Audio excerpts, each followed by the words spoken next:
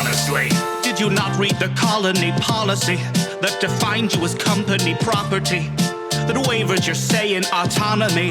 The conglomerates got you in lock and key. We are a family forged in bureaucracy. No I in team, but there's con in economy. Were you expecting adventure? Were you hoping for fun? My friend, you're indentured and pleasures exempt from your tenure, so venture back down to your slum. You should have read the fine print, my friend. Should have read the fine print. You should have read the fine print, my friend. Should have read the fine print. Greetings and salutations. Welcome back to Manapot Studios. I am Karen Russmore, your host for the evening. Pronouns are he, him. And we're back on All the Glitters Explodes, Paizo Starfinder Adventure Path Fly, Free or Die, after taking a couple of weeks off for the holidays. As always, let us introduce the crew, starting off with Flimsy. Hello, my name is JStation64, pronouns he, him, and I'm playing Flimsy the Dwarf Mechanic, whose pronouns are also he, him. And Flimsy is sad that he's got to put Betty away to rest after having a good ride with the Defraxes. Hi everyone, I am Krifu Bernal. My pronouns are he, him, and I'm playing Yeva, the Sarkeesian Witch Warper, whose pronouns are she, her. I think she's enjoyed playing at Cowgirl. Enjoyed the shopping montage that took place as we got into our new professional outfits. But she's hoping for something a little more glam on their next job, I think. The last job, involved brushing shoulders with the prophets of the Callus trade. So, maybe we can get back to that level of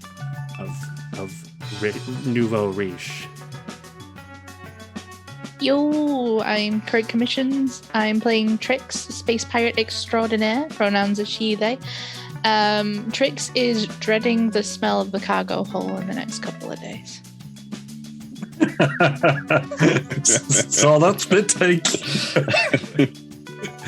And Jehir? Hello, I'm Retro Tid. I play Jehir, pronouns he, him, who is a Kasatha soldier. Jehir is knee deep in Defraxis fur and musk, and is actually questioning whether this is maybe a new life for him. Maybe he should retire and just ride off into the sunset. That's quite the career change. Here, where are you going? The ship's this way. Before we start with the recap of the last session, let us throw it over to Yeva for this session's back facts. Hello, and welcome to my PowerPoint. This week, since we have returned... He's gone corporate. Since we have returned to Vesk 2, I decided to go over the Ijtikris, the people, the race native to Vesk 2 in the Gavaniska system. Tyrone, do you think you could throw up an image of... I'm working on that. Thank you. Because there we go, images, found it. Now that Fantasy Grounds has completely changed, there we go, I got it. Good, because I cannot find Ijtikrish. How do you spell it? IJ. Anyway, Fantasy Grounds has changed their layout, so it is a little bit different. But the Ijtikri are a group of squid-like humanoids. Here you can see them on the screen. They have several limbs, and they are born and hatched in the seas of Vesk 2. They are pretty simple and basic, while they are still... I find their whole biology very fascinating, because it is just kind of odd. They're very basic while they're still in the water, kind of just instinctive creatures. And it isn't until they emerge as a cluster, really, that they begin developing sort of an idea of culture and their surroundings, and a consciousness and a personality. Another cool thing about the Ijtikri is that depending on the minerals in the water where their eggs are and where they grow, they develop certain abilities and skin tones as well. So depending on the minerals, they can become gray, indigo, or crimson Ijtikris, which give them a variety of skills. For example, a gray Ijtikri has a bonus to survival and can cast, I think it's Wisp Ally. Can cast something like that. Wisp Ally has like a once per day spell-like ability. They mate numerous times over their life, which I think they have relatively short lifespans. They reach adulthood in a matter of 1 to 2 years.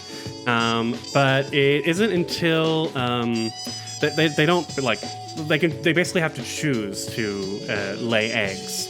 And when they do choose that, they grow to 20 feet in length by blowing up essentially and filling with gas. At which point they achieve buoyancy and float over the sea, allowing their eggs to disperse across the waters. At which point they die, and the life cycle continues. Yes. Yeah. So the last you'd see of one of these creatures would be them inflating and then just heading out to sea. So we may have seen 1 or 2 of them. I don't know how rare the site is we've been to Vesk 2. This is now our second time here. The Ijtikris, they achieved Stone Age technology around like 6,000 years ago. So I don't know if that's mid-gap, pre-gap. But by the time that the Veskarium landed on this planet, they had reached the Iron Age. So I imagine like a whole bunch of Ijtikri with swords and like metal armor, like breastplates, as these spaceships are just landing down. Resistance to Vesk rule was brief. They couldn't really put up a fight. And I think their short lifespans meant that they were very quick to adopt the Veskarium culture. As I said, when the Ijtikri emerge from the water, they kind of just accept the culture, the group that adopts them. And so they are very easily recruited into Veskarium organizations. And in my humble opinion, I think they make the Veskarium would find it really easy to, pick up a cluster of Ijtikris and meld their minds into whatever they need them to be. If anything, they're more helpful than Skinnermanders in that regard. Be helpful rather than... Yeah, actually helpful rather than annoyingly helpful. And to that point, modern Ijtikris have largely adopted Vesk culture, and they willingly and readily contribute to the Veskarium. It is their way of life. However, that does not mean that there have been no problems between the Ijtikri and the rest of the Veskarium. Specifically, there were some paved plazas discovered, ancient ruins that predate Ijtikri Stone Age culture. And the Ijtikri pleaded with the Veskarium not to explore them, to leave them intact, and instead the Vesk discovered a vault known as the Trifodi Paradox. And the artifact discovered within was lost in transit to Vesk Prime, supposedly to the Swarm, although rumors speak another possibility. Ooh. And yeah, that's just a little bit about the Ijtikris. I really love the time we've spent here in the Veskarium, and I'm excited to learn more about this alternate pact worlds. Like, in a lot of weird ways, it just feels like as diverse and as big as the pact world system, but, kind of evil. Only a little bit evil if you want to look at it that way. Maybe not evil, more fascistic. It's the Star Trek Mirror Universe type kind of trope of like, here's what you could have been if you were all just a little bit more. One thing, do they fly? Are they always floating using this gas thingy, or do they use squiddly diddly like? That's just The for artwork's when they're out. So one of the alternate racial traits is because when they emerge, they're done. They kind of lose their water capabilities. They don't breathe underwater. They're not aquatic any longer. But there is an alternate racial ability that you can pick when leveling up that lowers their land speed and gives them either water breathing or an aquatic subtype, so they maybe retain some of their early stage aquatic traits. Makes sense. But they do get a swim alternative speed, character. even without all that. Because their bodies are built for it, kind of. I want to just float off into the sunset over the ocean while putting eggs everywhere. That sounds weird. There's a lot of you wanting to go off into the sunset at the moment. Is there something you need to talk about here, Retrotid? Been locked in a room for years. Retrotid Jehir hanging onto one of these creatures as they fly away. Take me with you. Up to the point where it dies and he just drops into Fly into the the ocean. sunset and die, or I'll kill you. All right, so recapping last session, you'll have to bear with me. It's been a little while, and I did mean to watch it, but I totally forgot to do that in the intervening time. So we arrived on the planet in the sanctuary place, refuge. Is it a refuge? I can't remember. Anyway, we arrived, and the crew went to a little bit of shopping and bought some new threads, as well as hired and purchased a number of supplies that are useful for the task of Defrex herding. The Yeti Reserve. There we go. The preserve. Preserve. Preserve. It's rather confusing, even for me. They both deal with jam. Sorry. Okay. And then after that, they flew out to the area where they found that it would be possible to drive a Defrex. They went out to the furthest point. They landed the Fool's Gold. They told the goblins to get it ready for around about 100 heads of cattle, and rode out into the end of this massive long canyon and started driving the Defrex up the way. There were some incidents along the way, including Yeva falling into a poacher's trap, a on-the-spot license check by the local Vesk authority, and then some other things occurred. Can't remember. Man-eating plants. Man-eating plants? Vines or something that were like... Yeah, there was that as well, which were luckily Yeva managed to sort of like scoop past and give the Defrex to divert away from getting eaten. And they got back to the Fool's Gold, did some calculations. They need to take the Defrex here from Vesk 2 over to the Vesk 3. This is going to take about a couple of days. But before they went to return the equipment that they'd hired, because they don't want to pay for another day, they actually started to hear the cries of a Defrex in trouble. Scouting the area, they managed to find that there was like a mud pit, flaming mud pit, where one of the Defrex was struggling to get out. They decided to try and rescue it, much to the baying of a juvenile Defrex in the area. And then they were ambushed by some kind of fire slug that could burrow underground, which would have been a really useful tactic had Flimsy not recently fixed the mining laser and was able to just shot them and kill them outright while burrowing. Some lucky ass shots as well in there. They Four hacks on that. Yeah. There was complete cover and everything. It was, yeah. Yep. But you managed to pick them off, no issues. And so, but with that, you managed to get yourself another 10 head of defects, bringing the grand total up to 90, I believe. Yep. With that, they decided to. We ended the session with them riding off to turn in the equipment that they had hired, so that they didn't have to pay for any fees later on. The stingy crew. Oh, there's dice rolling already. That's not good. Is it stingy or is it smart? I mean, It's definitely smart.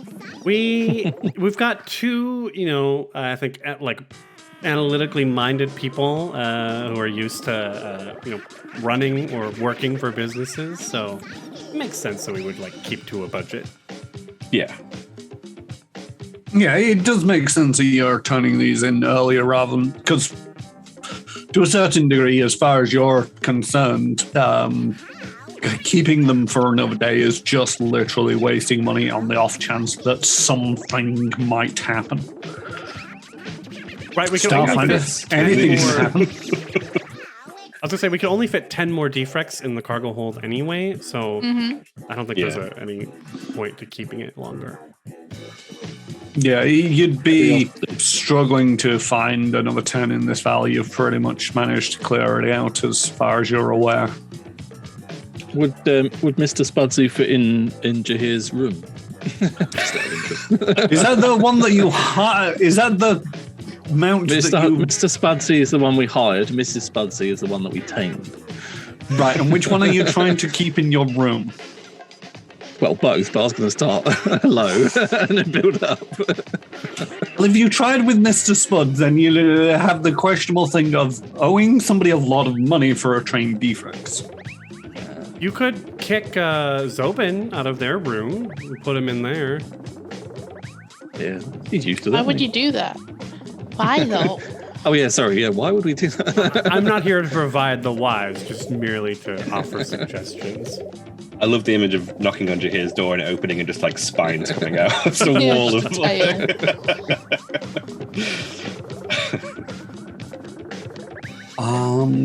So yeah, you're going to hand in the hired equipment, including Mr. Spuds. Can we swap Mr. Spuds for Mrs. Spuds? You can try. Obviously, I know they're not. I know the difference between a Mr. and a Mrs. Spudsy, but I'm not trying to convince him that one's the other. I mean, like, can we just say, look, this one's wild and fresh and yeah, literally the opposite of what they want, where they want tamed and controllable. But it's breedable, isn't it? You could breed many, many more Mrs. Spuds, baby Spuds. They breed all around here. That's why people come here to harvest them. It is kind of wild that Defrex is such a common material amongst the Pact Worlds. I've been reading about Defrex hide armor since the beginning of the game, but I would have never guessed that they come from an island planet. No, porcupines from an island planet. Doesn't seem. That's not what I read when I read Defrex the first time. An island planet populated by squid people. The thing is, the squids are just as easy to live in the water as they are on land. So, the Defrex are essentially the apex predator of this planet, having eaten or killed just about everything else. Which is also in turn what makes them good for hide armor, because they've had to genetically evolve to be a toughened species. Mm-hmm. I also love the idea that Defrex hide is potentially one of the biggest exports from the Veskarium to the Pact Worlds. It's one of the big ones. Weapons are also a big fan of from the Veskarium. Things to bear in mind if we return to the Pact Worlds.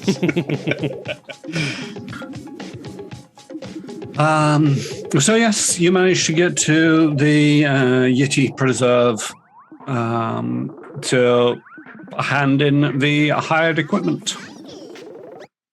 3 engine cycles, a Mr. Spuds, some kind of flushing lizard. Yeah. Is there anything else that you rented? I don't think there was. No, we Can- bought blood laws, which is what you might be thinking of, but we didn't. Can we sell them back? You can sell them back, and they'll offer you 50%. Cool. Yeah, so Flimsy's got 2. He'll sell 2 back if that's all right. Yeah. Yeah, I'll sell mine back if I've got any. I used mine. I know I used What? one, but I think I might have another one. What was the? How much were they again? 50 They were credits. 50 credits each. So 50 for selling 2. Yes. Cool.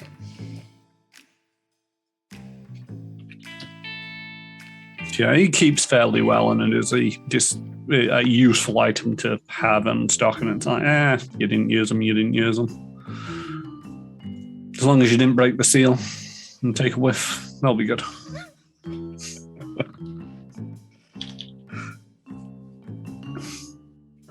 All right, the sun starts to get low as you make your way back to the Fool's Gold. Can I have some perception checks? Yay. Is this to see how beautiful the sunset is? I bet Um, it's Sure. Sure, it is to see how beautiful the sunsets are. It's I was- 22 Where from we Tricks. parked the ship. I was reading that 7 from Flimsy. we don't have any natural poles, so like, or the magnetic stuff on this planet is different, which is why the south and northern poles are more like deserty than frosty. 18 perception for Yeva. And just quick question: who is? What's your marching order? The ravine is wide enough for you to all march side by side if you so desire, or it could be somebody's up front, somebody's lagging behind. What are you doing? Tricks is up front. Yeva's in the I'd say- back. Yeah, Flimsy's usually lagging behind, I'd guess. She's the tallest. She can stand in the back. Jehir, are you trying to keep up with Tricks, or are you sort of like the middling ground? Yeah, it's probably in the middle. Yeah. You just hear him moving our tokens now. Well, that's impressive because I'm not.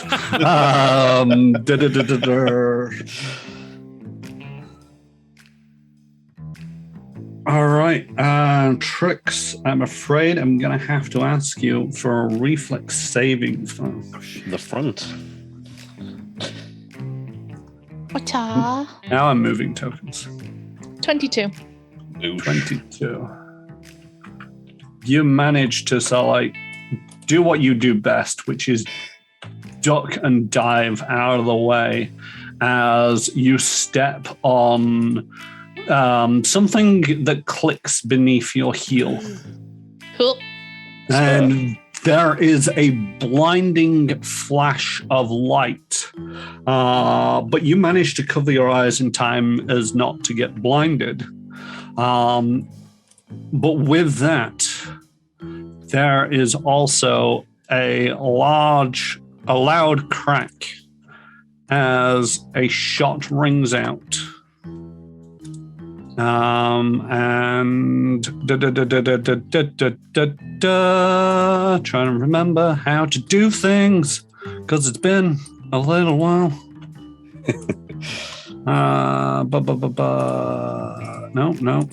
No.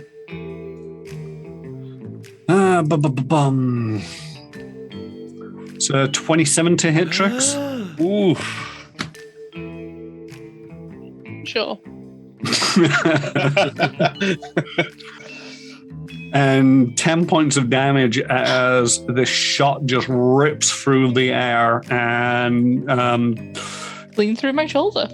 in through your shoulder as you're like trying to recover from almost being blinded by this mine of some variety. Could everybody roll for initiatives? Yeesh. Yeesh. Oh, what a waste of a nat 20. Oh no. Oh, 17. Guys, I've been shot. You're the first to tell us that you've been shot. That initiative score, I think I'd tell you before I actually get shot. I've been hit. Alrighty then. Has everybody got the map up? Yeah, it's black, so I think Yeah, the it is lighting- black because the light it's low light, and okay. none of you can see in the dark. But none of us turned our flashlights on. We were just stumbling home in the dark. Did you turn your flashlights on? Did you turn your beacons on? If it was dark, then yeah. Yeah. Okay. Jehir lives dangerously. He just walks around with his torch on. Right. So who lit their lights? Me. Yeah. And what kind of lights did you have? Is it a beacon? Candle? I got a beacon. Okay, Trix has lantern. got a beacon. And who else? Flimsy's got a lantern. Lantern. Jehir's got a Yeva? lantern. I've got low light vision, so if they have lights, I can see. Okay. I also have a spy bot. I'll try not to matter. You also shouldn't have the Spybot's level of vision. Didn't you take magic lights as a spell? Or am I imagining that? I did actually. Yeah. Also, a note to GM: beacons are 50 foot of light. This is just what. About 50 foot, isn't it? Yeah, it's about 50 feet anyway. Oh, okay, that's fine. It says 30 on it, but I think that's Fantasy Grounds doing things. I'm sorry, can I have spent a resolve point to have taken a 10-minute break because I took fatigue during that tumble during the wrangling? Yes, you would no longer be fatigued. Thank you. Yeah, you've not basically been running around. You've had a couple of moments to relax a little bit to get rid of that fatigue. All right, Trix, you are up. Okay. I'm gonna assume I understand which way, which direction the bullet came from. Well, he came from down the canyon.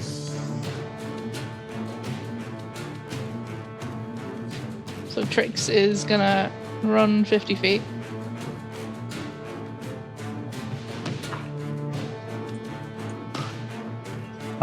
Make me a perception check. I'm expecting more mines. 29, please. Yeah, 50 feet. All right. But you don't run that fast. It came from up on high. That's fine. And you can just see this individual. I see you, pretty boy. I mean, that's one way of describing him. Looks like is it a dark. Tauren? Noir. A noir in Starfinder. No, I thought he looked like the thing out of World of Warcraft. Mm-hmm. Well, it is very similar, kind of Minotaur vibes. Is that Mountain Minotaur. Dew along their chest? Yeah, he's got 4 cans of Mountain Dew. You may not know what they are. I don't. He looks very scary either way. Oh, that was Nah, it. he's fine. That's the thing that I was supposed to look up. J Station. What? Pinot Noir.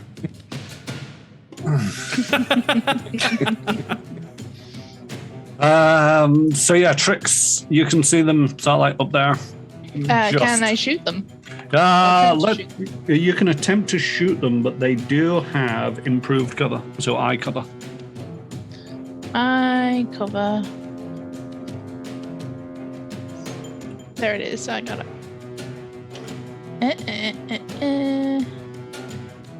That button. Oh. No, I accidentally targeted yourself with that. But They were both dog poop anyway. Yeah, they were terrible. A cumulative 1 on the attack rolls. All right. Eye cover, by the way, is +8 to their AC. All right. So you are there.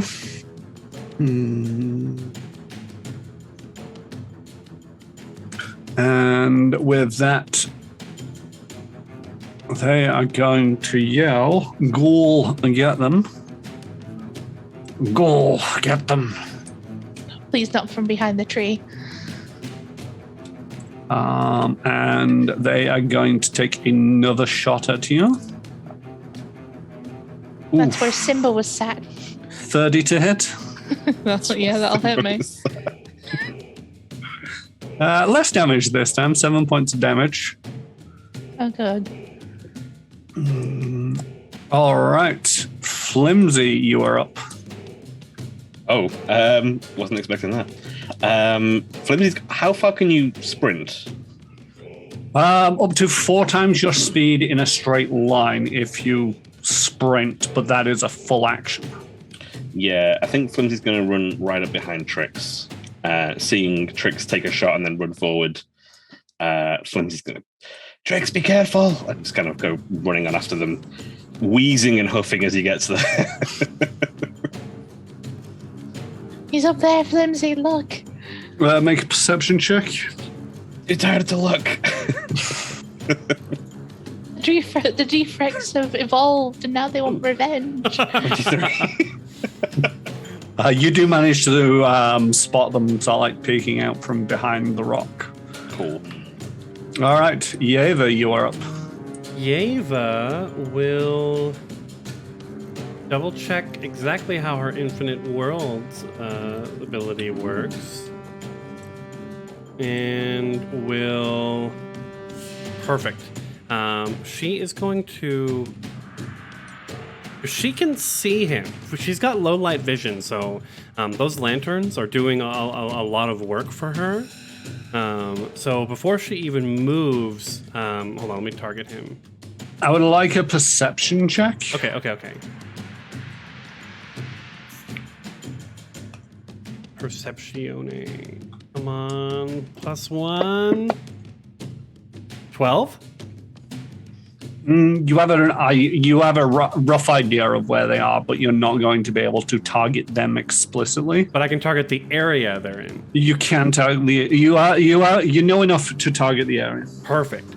And I have 130 feet. So from where she's at, she's gonna use up her last spell to cause a dazzle of fireworks around this thing to appear.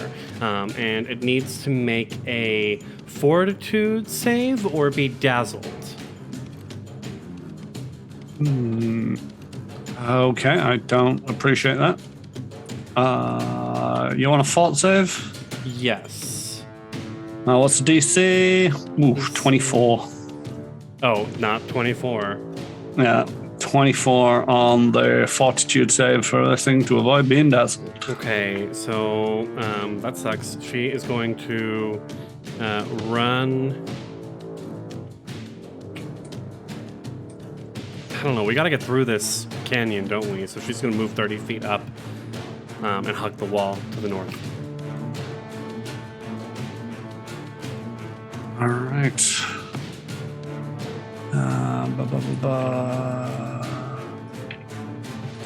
Just clear that out of there. And don't wrong button.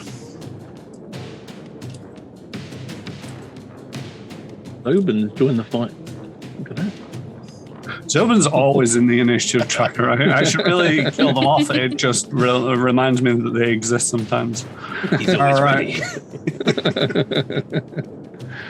And Trix, you see running out from behind a rock. Why are you so quick? Skeletal-looking hound. The happiest hound you've ever seen. They didn't provide me with any art, and it was either overly grotesque and macabre, or it was overly happy, and I went with happy because I didn't want to deal with grotesque. It's so cute. Who's a good boy? They are still skeletal, so just be aware of that, if you please. And they come bounding up to you, snarling and ready to attack on the next round, because that was a double move. Jehir, you are up. Can I see either of these then? You can clearly see the hound, although you're probably going to have a little bit of peek over trying to shoot through everybody to get to the hound. Can I have a perception check for the other individual? Would Eva's fireworks help with that? So it's fairly dark over there, and there were dazzling fireworks, and Jehir just got dazzled by the fireworks. They were so pretty. Still got tears in his eyes about Mr. Spudsy. So yeah, you know that there's something going on up there with the way that everybody's been behaving, but you don't have enough line of sight to be able to shoot up there. He's just going to call out. Shoot that target. You can still AoE if you decide. He's just going to call out to Trix. What's going on? I can't see. What's going on?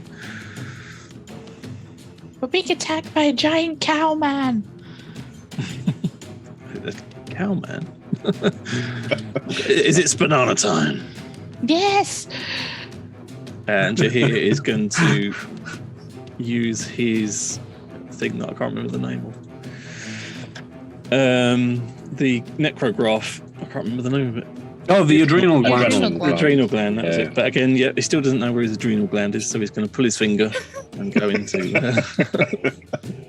All right, can you make me... Do you get a check on this? No, okay. You are confused for 3 rounds. He's confused anyway, so... What kind of action is it to activate that? I don't know. I can't actually find it on my sheet. So. It's not under your augmentations, is it? Oh, there's an extra tab, isn't there? I keep forgetting. Yep. As a move action. Okay, so you've still got your standard action, but you are now confused. Could you make me a D100 roll? I don't know why I do this, because I can never remember how to do the D100.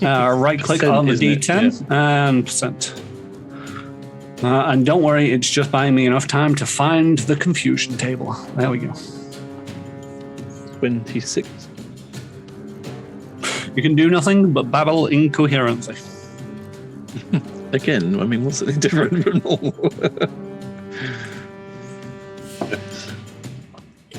All right.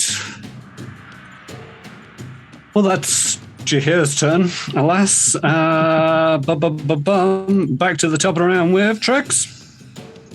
I look at Flimsy. Are you okay to take care of the dog?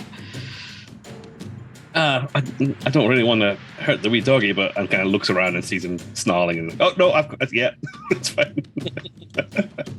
Sweet. I am going to decide that the dog is going to be the target of my ire this round, and attempt to cartwheel around it and shoot it. Well, shoot it and then jump off. All right. Let's try for a trick attack.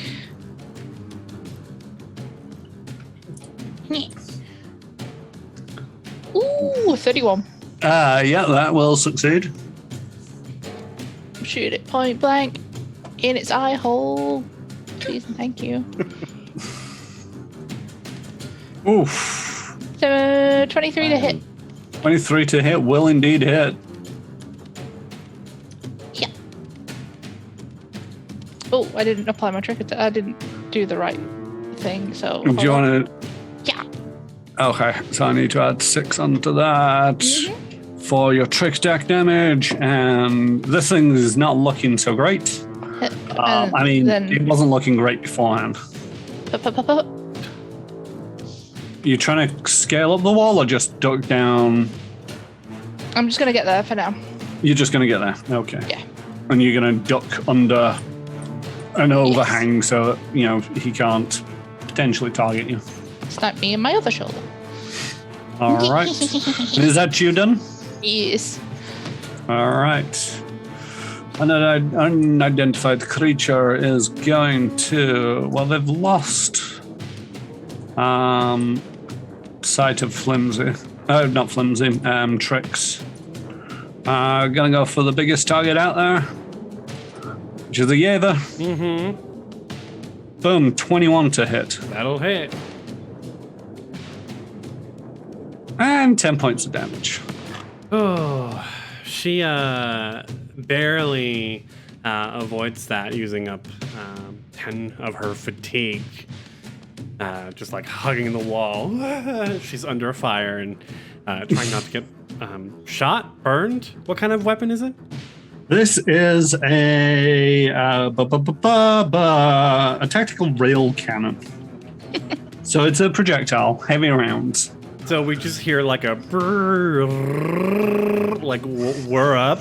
Oh my god! Yeah, it's more of a sudden whoosh as it like flies through the air. It's just one solid, massive slug. Cannon, got it. Okay, yeah, just as bad, honestly. Yeah, you either get hit by lots of small things or one big thing. It hurts either way.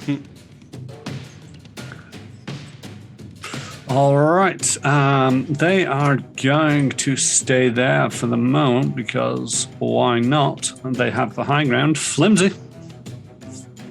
Flimsy's going to, seeing this space suddenly appear with this necromantic dog on the other side, flip around his shield and like stretch out his hand to activate the punchy thing that he has that I've forgotten the name of. Give me one moment.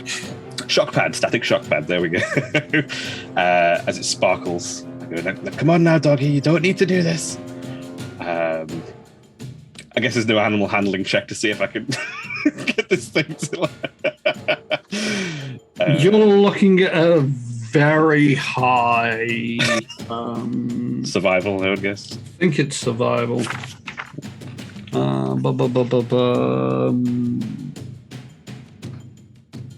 Just roll me in survival for now. It's something that I need to double check. Cause if it's above 20, it's impossible. I'd say that did it. That's about enough to change allegiances of this beast. Yeah, that is not enough to change the allegiances of this beast. Yeah, 10. It's not going to cut it, I'm afraid. And yeah, I'm going to come in and try and whack this chappy with his. Try and punch him on the nose to kind of like trying to.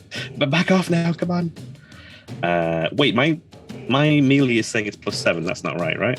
That doesn't sound right. It should be. Why is your strength at 20? 20, yeah. Just change that back down to 11, which is what it should be. Power armor. There we go. From the... Oh, there we go, yeah. Good shout. Luckily, nothing has come up that's required that this time. All this time. Righty. Down, boy, come on. Stay back. Ooh. 20 to hit. Didn't have him selected. My apologies. 20 does indeed hit. You first one just hit the wrong target. Oh, I've got them both targeted. That's why. Do you have them both targeted? It's been a while. I did have them both targeted, yeah. Okay, so I'm just clearing the damage off the one that you shouldn't have targeted. Cheers. There we go. Math, it works. And that is you done, I believe? Yes. Sit. Go back. Go on. All right, Yeva, you are up. Yeva is going to continue her run. I'm going to untarget the noir person up there. She can barely see them, and it's getting all that cover anyway. And she's just going to continue running, I think, along the northern No, she wants to get a good view of the... Yeah, so she's going to do it. She's just hugging a wall, doesn't know what wall she wants to hug. But as she runs, she's drawing her lens pistol, her cylindrical lens pistol. And she'll, as soon as she hits the wall here, she stops and narrows the sight down on the dog named Ghoul.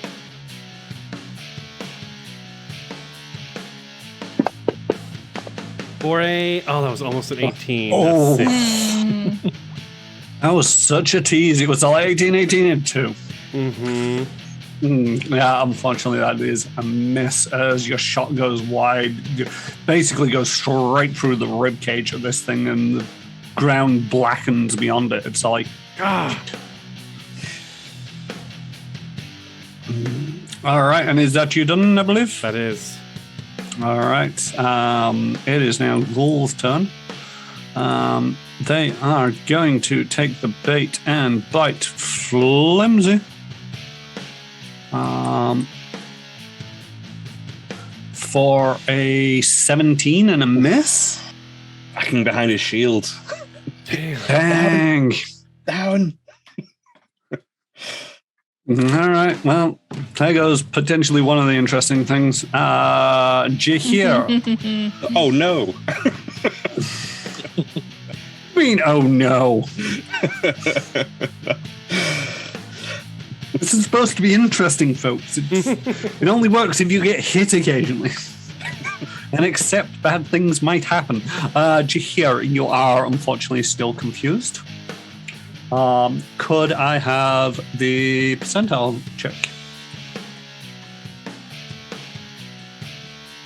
A 94. I don't know why they don't show up in the thing, but it's 94. 94 will be attack the nearest creature. Oof. Which will be you can't see Yeva. No, I can't see Gaben. So the nearest creature would actually be Flimsy. Hello. Is he a creature, though? He is indeed a creature. They use a very broad definition, which isn't supposed to be derogatory anyway. It's just anything that lives is considered a creature. Can you get to me? I'm pretty sure he's got a gun. Would he use that, or would he just try and throw things in? I mean, what weapons would you likely have to drawn while activating your adrenal gland, given everything that is at range? Yeah, well, he'd probably have a sword, wouldn't he, or two, and probably a gun, maybe a grenade, and maybe your rifle to cover the distance to these enemies. You do have please 4 sets of hands. Yeah, so you've got a rifle in 2 hands, a sword in 1 hand, and you are activating your adrenal gland by squidging your neck a little bit with the other one. So please shoot him in the back with your infinity rifle. worries. You needed to roll to hit first, sorry. Super accepting of being able to damage flames. Oh, I only got a 6. Oh, sorry, yay! I only got a 6. Flimsy, can you undo that damage that Jehir did to you? Oh yeah. Yeah, he just straight up rolled damage. That's confidence. That close was awfully shot. Jehir. And you glimpse over your shoulder, and Jehir's just got that look in his eyes of absolute confusion. All right. Top of the round 3 is Trix. How high is the cliff? It is 20 feet. It's not too difficult to climb. It is going to require an athletics check now. Yeah, Trix is gonna skirt here and then climb up here. Okay, make me that athletics check.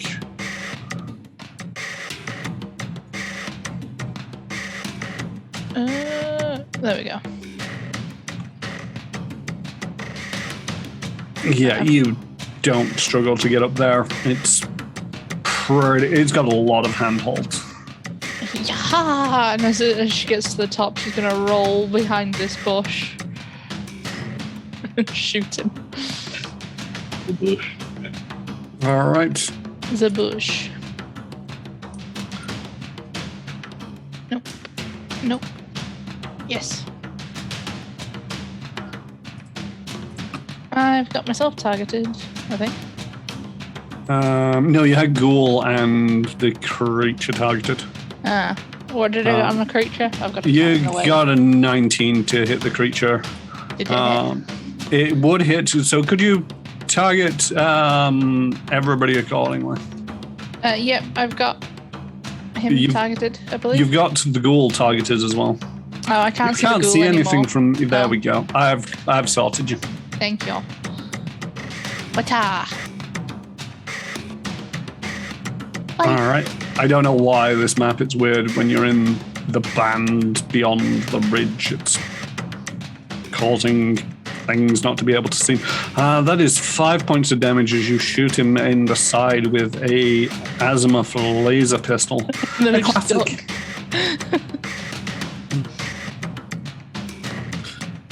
You might not wanted to have done that.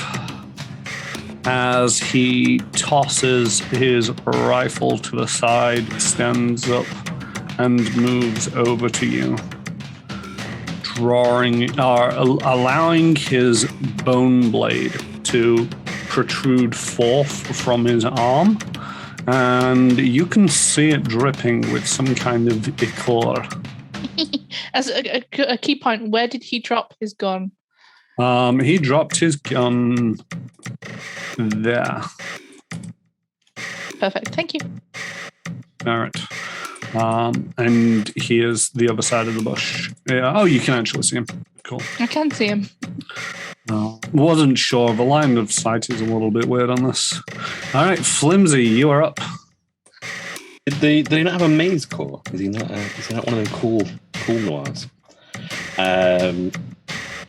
I guess, yeah. If this doggo isn't like it's going to calm down anytime soon, Flimsy's going to use a move action to kind of target and kind of like get a beat on it with Rune, his AI, for the ability that I can never quite remember the name of.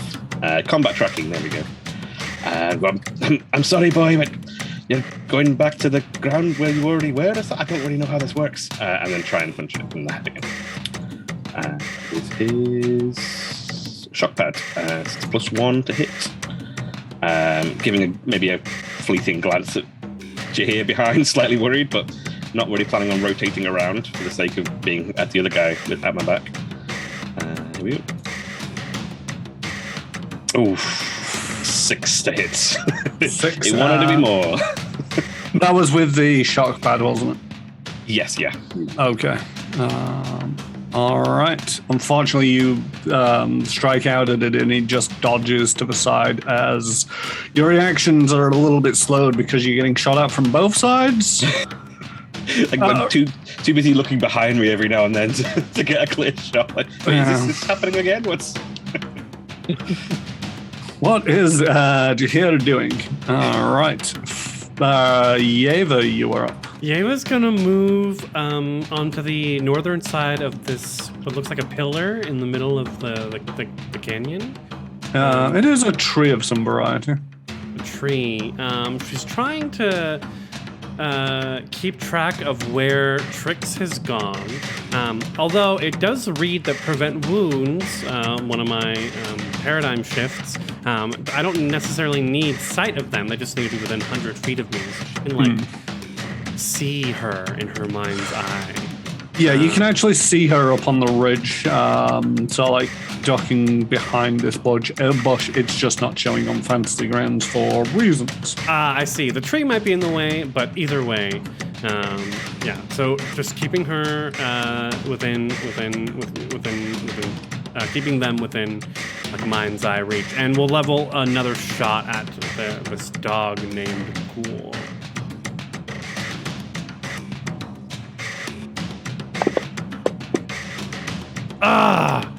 A 7. God. 7 is not enough, I'm afraid. That the dice this evening is just teasing you all over. That's it. All right. Ghoul is going to duck down below Flimsy's shield and try to bite at the ankles. Because you've got small ankles. So 16, you managed to bring the shield down and prevent it. God dang it, people. All right. Jehir, the last round of confusion. Could I have your D100 roll? Is a 35. 35 is unfortunately babble and do nothing incoherently.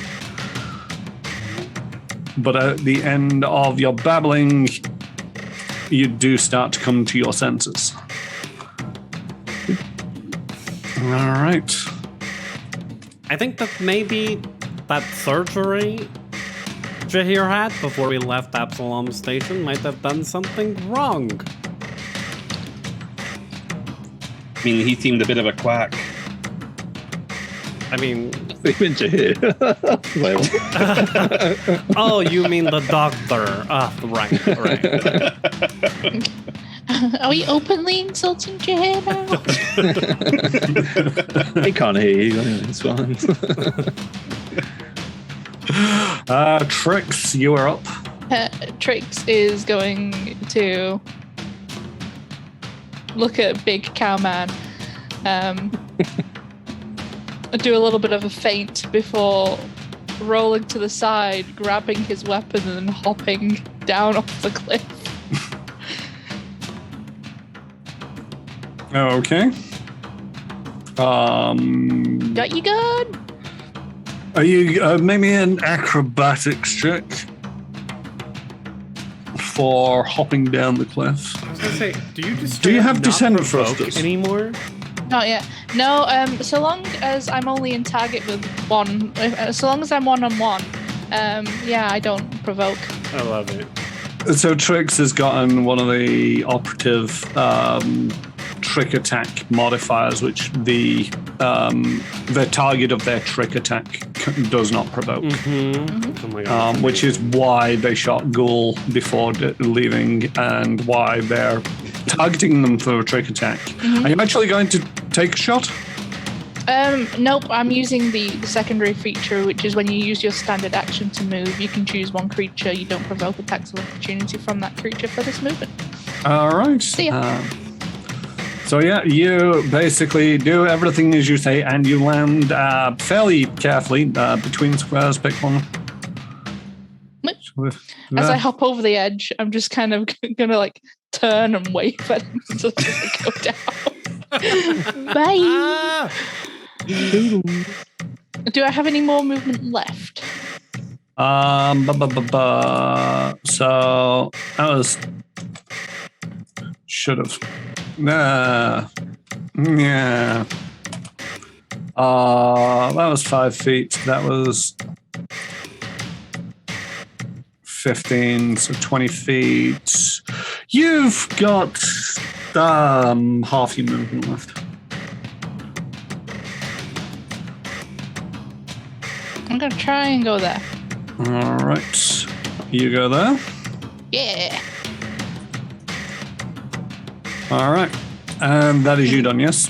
Yes. All right. You're up on the ridge without his rifle now. Yeah. Just with the sword. I don't know if he's got any other guns, but I've taken the rifle Still. off him. Yeah, that's pretty cool. He jumps down. He jumps down.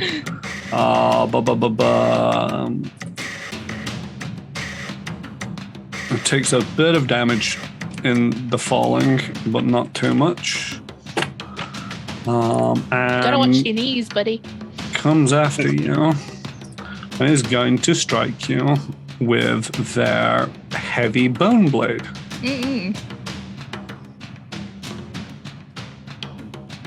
Ooh, that hit on a 16. 16 is just my AC, yeah. All right. So first of all, we'll take some damage, which is Ow. 9 points of damage, minimum Uh-huh. damage. And can you make me a fortitude saving throw?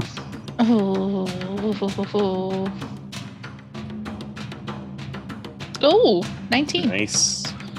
19. You feel your muscles stiffen as this ichor enters your veins. However, Ugh. before it takes hold, you manage to shake off the effects. No. Do you mind, sir? Yeva feels that strike, like in her forehead, and just like pistol holding one hand, the other hand moves out. I guess it would be in that direction to her right, and just changes reality and is gonna remove 2 points of damage. Nice.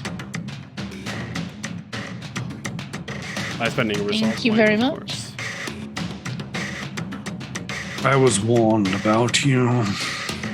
Ooh, now that's interesting. You were warned about us. Trix's Star-Lord moment. They know me. We're famous. We're famous. It's happened. Flimsy, you're up. And she's going to be behind the shield of this snarling bone dog, looking behind like, Jehir! It's Banana, where are you? Pointing over at the thing in front of Trix over in the distance. And meanwhile, is going to try and see if they can land another blow against Ghoul. Poor Ghoul. With a +1. With a punch. Static leaping from his fist as he tries to punch it in his face. Here we go. Oh, it's an 11, I think, to hit. Is it an EAC? It might be. Yes, it is. It's electronic cool. In which case, it is indeed a hit. Sweet. Sorry, my cat is sat in front of the actual the bar, so I can't see whether it's a hit or not. No, I had that exact same issue before. I mean, to be fair, we've both been rolling single digits on this game. Yeah. And all you needed was an 11. Yeah. And here comes the punch. Oh, minimum damage. Oof. It is still hanging in there, although it does look to be severely weakened as you're just punching into this thing. Yeva, you are up. Yeva's gonna. You finally hit Ghoul, and she hasn't been doing too great against it, so she's gonna move. She's gonna. Do I need to move any closer? What's the range on this pistol, actually? 80 feet. So she'll just stay exactly where she is and just. After she feels like he watches them move down here and attack, she just turns her pistol, aiming straight into the back of the Noir and shooting. 14 to hit. Nice. And that is a hit. For 5 points of fire damage. Nice. Alrighty Laser then. blasts him in the back. He grunts as he takes a shot to the shoulder, but doesn't react overtly to your presence, focusing his eyes on Trix. As Ghoul, sort of like now that you've blocked off your ankles, is going to try to jump up and rip out your throat with a 22 to hit. Nice. All right. Beard guard didn't save you this time. For 8 points of damage, and can you make me a fortitude saving throw? Here we go. It's a 23. All right, you feel no Look ill on effects. GM's face. What was the look on my face? There was a look then of like 23. It's one of them. There's some interesting things going on, but they're not allowed to happen because dice rolls. Sorry. But I am, to a certain degree, glad that you actually saved that one, because that one gets complicated, and I really don't want to. So yes, that's you feel no other ill effects other than this thing's just jumped up and tried to rip out your throat. Jehir, you are your own person. You are aware of things going on. It is your turn. So I can still see the doggo. Can I see the other thing attacking Tricks? Can you see, can you actually see the other thing? I can see it on the map. Yeah, you can see it on the map. If you can see it on the map, then you can see it. So hang on, I've forgotten what's my movement. Is 30. So where will 30 get me? To there. About 30 feet away from where you started. That sounds good. We'll go for that. So Jehir's going to move forward, and he's going to be like, "Oh my god!" And he's seen that dripping bone sword. He's like, "I want that." Tricks, take off his arm. And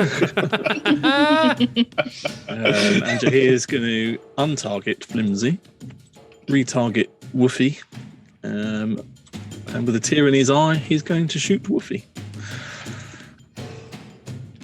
for a 14. 14 does hit. And he's coming in with I didn't see that. 6. 6 points of damage, and with that, the bone dog ghoul falls. He's just like, get that sodding dog out of the way and get me that arm. What have you been doing the last 12 seconds? All right. It is now 30 seconds after they started, although it only feels less time to Jehir, having been not quite aware for most of us. Top of round 5, it is Trix. So Trix is gonna provoke from this. Because she's going to take a full round action to sprint. But she does have a +4 to her AC. All right. So I'm going to move there, just in case you still hit me and things happen. Okay, so I'm putting a -4 on this. I'm rolling to hit, and it's a 20 to hit. Bang on again. And so you could have done, one less. That would have been, ideal, but I'll take it. 11 points of damage. Mm-hmm. As this blade strikes out at you, although you do not feel any ill effects from the ichor. Its energy might be expended for now. Oh, ha! Sucks to be you! And I'm running at 4 times my movement at the moment. 200 feet. So, apologize if I run into any walls. You should be fine as long as you keep it within the squares.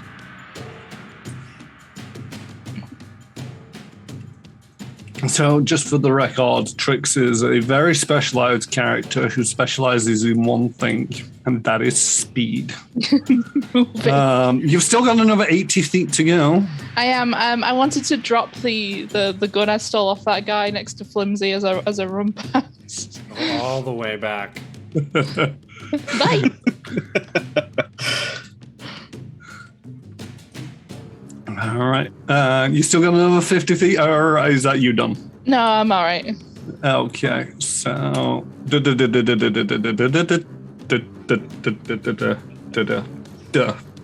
Bye.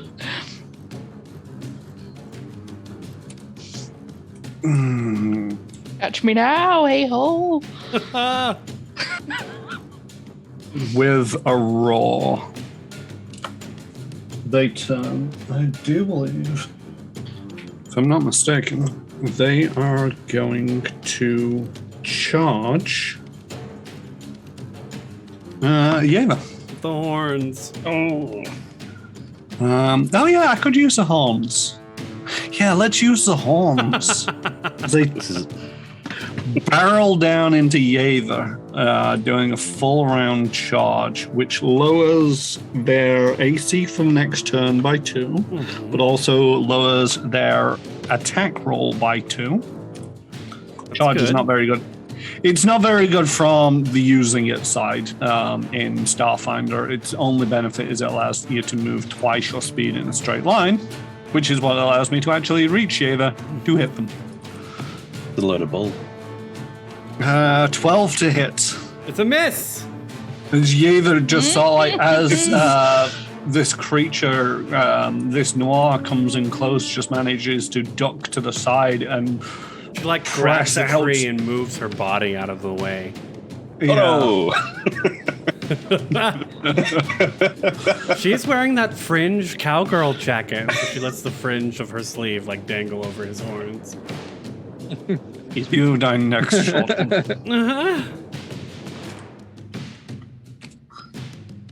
All right, Flimsy, you're up.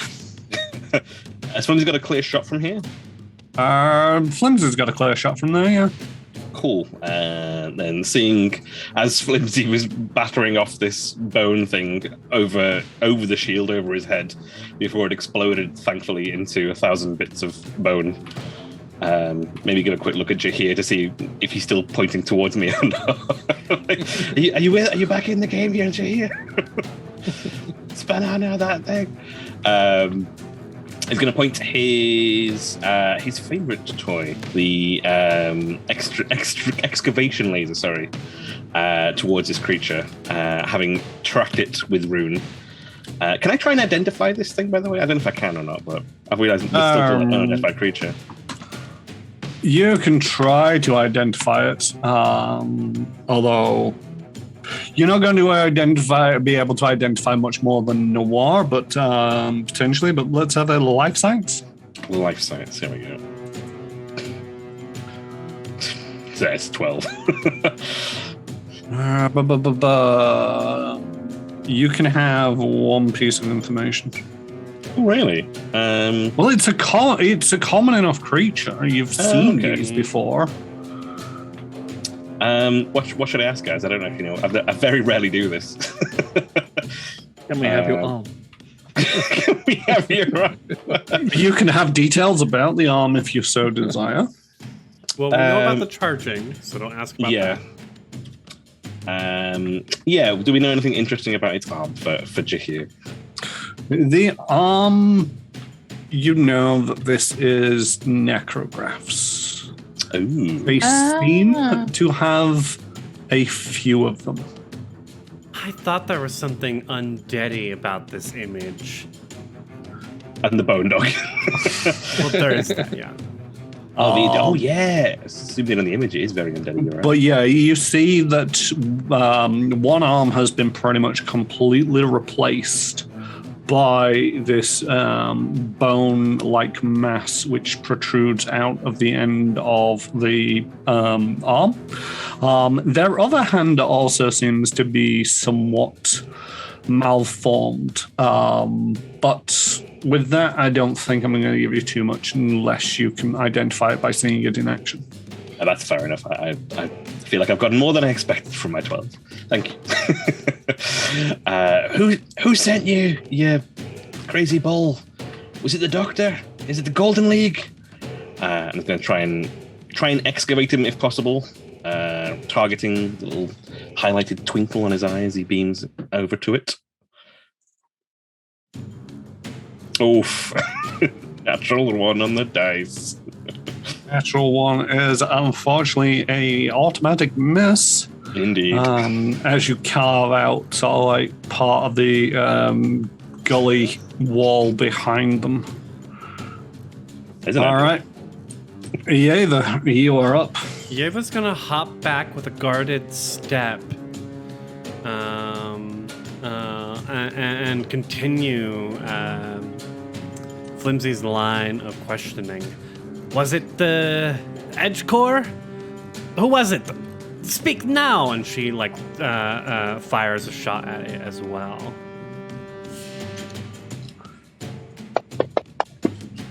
We haven't got enough rounds to ask about each and every one of our enemies. No, 18 is a hit. Make me an intimidation check.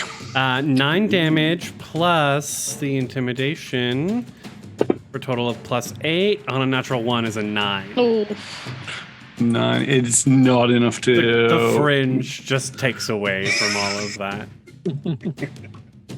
The like pink cowgirl hat with the rhinestones. No, it's not working. One of the things that my contractor's value is my discretion.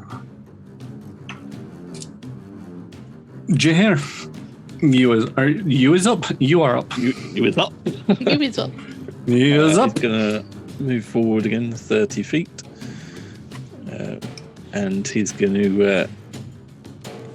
have we got to ask questions before we attack him? Cow dude, what's your favorite color? And then he'll just shoot him with the infinity rifle again. For a 17. Nice. 17 does indeed hit. Taking great care not to hit any of his limbs. So. And that is a 9 damage. 9. Nice. He is starting to look a little bit weary of all of this.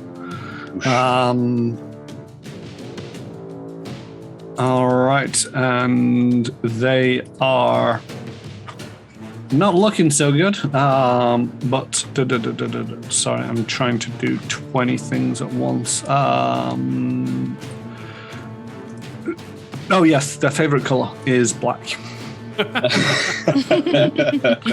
Mine's red. Of course it is.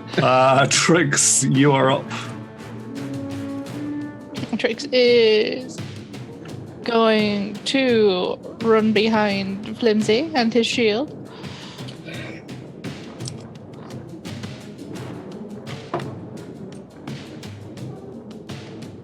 And she is going to do a nice cartwheel before she lands in place. Attempt to trick attack. Attempt to where? Yep. Ooh. It's a 13, so the trick attack fails, but I might still hit. Mm-hmm. Yeah. The thing is, with the acrobatics, you're getting a little bit predictable just with the flips and the cartwheels. I know. A 17 will indeed hit, followed up for 5 points of fire damage. And I go, mine's purple. Shoot. All right. Eeny, meeny, miny, mo. Pick me. Boo, boo, pick me.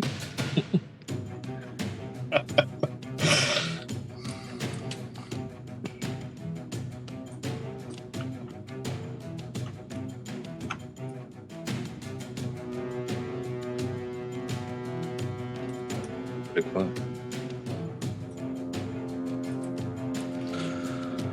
Oh. Yeah. Flimsy, do you still have your melee weapon out? It's melded into the armor. So it is always equipped. Mm-hmm. You can provoke. They will make an attack of opportunity. Is he picking up his weapon? No, he moved through a threatened square. Yeah. He's not attacking me. Is the question? He's not attacking you. Might not be me yet. Right. I think I teased him off, guys. Oh. Maybe it's this. Let's try a punch. There it is. There we go. I still get +1 on this, right? Yes. Targeted? Targeting computer, yeah. Yeah. Swipe. Ooh. It's a 19 to hit. A 19 will indeed hit. Hey, 5 points of damage. Oh, nice. Precisely enough damage to take him out.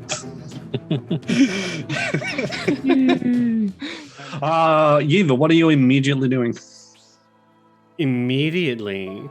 Too slow. Trix, what are you immediately doing? Stabbing myself with a syringe. Okay, do that. Flimsy, immediately, what are you doing? Looking out for the dangers. All right, make me a perception check. Jehir, what are you immediately doing? I'm immediately going to see if I can detach his arm or take his weapon of some kind. All right, make me a perception check as well. An 11 from Flimsy. Flimsy, you scout the gully and do not see any other dangers. Sweet. Is there 22 from Jehir? As the corpse lies there, it begins to stir and turns over.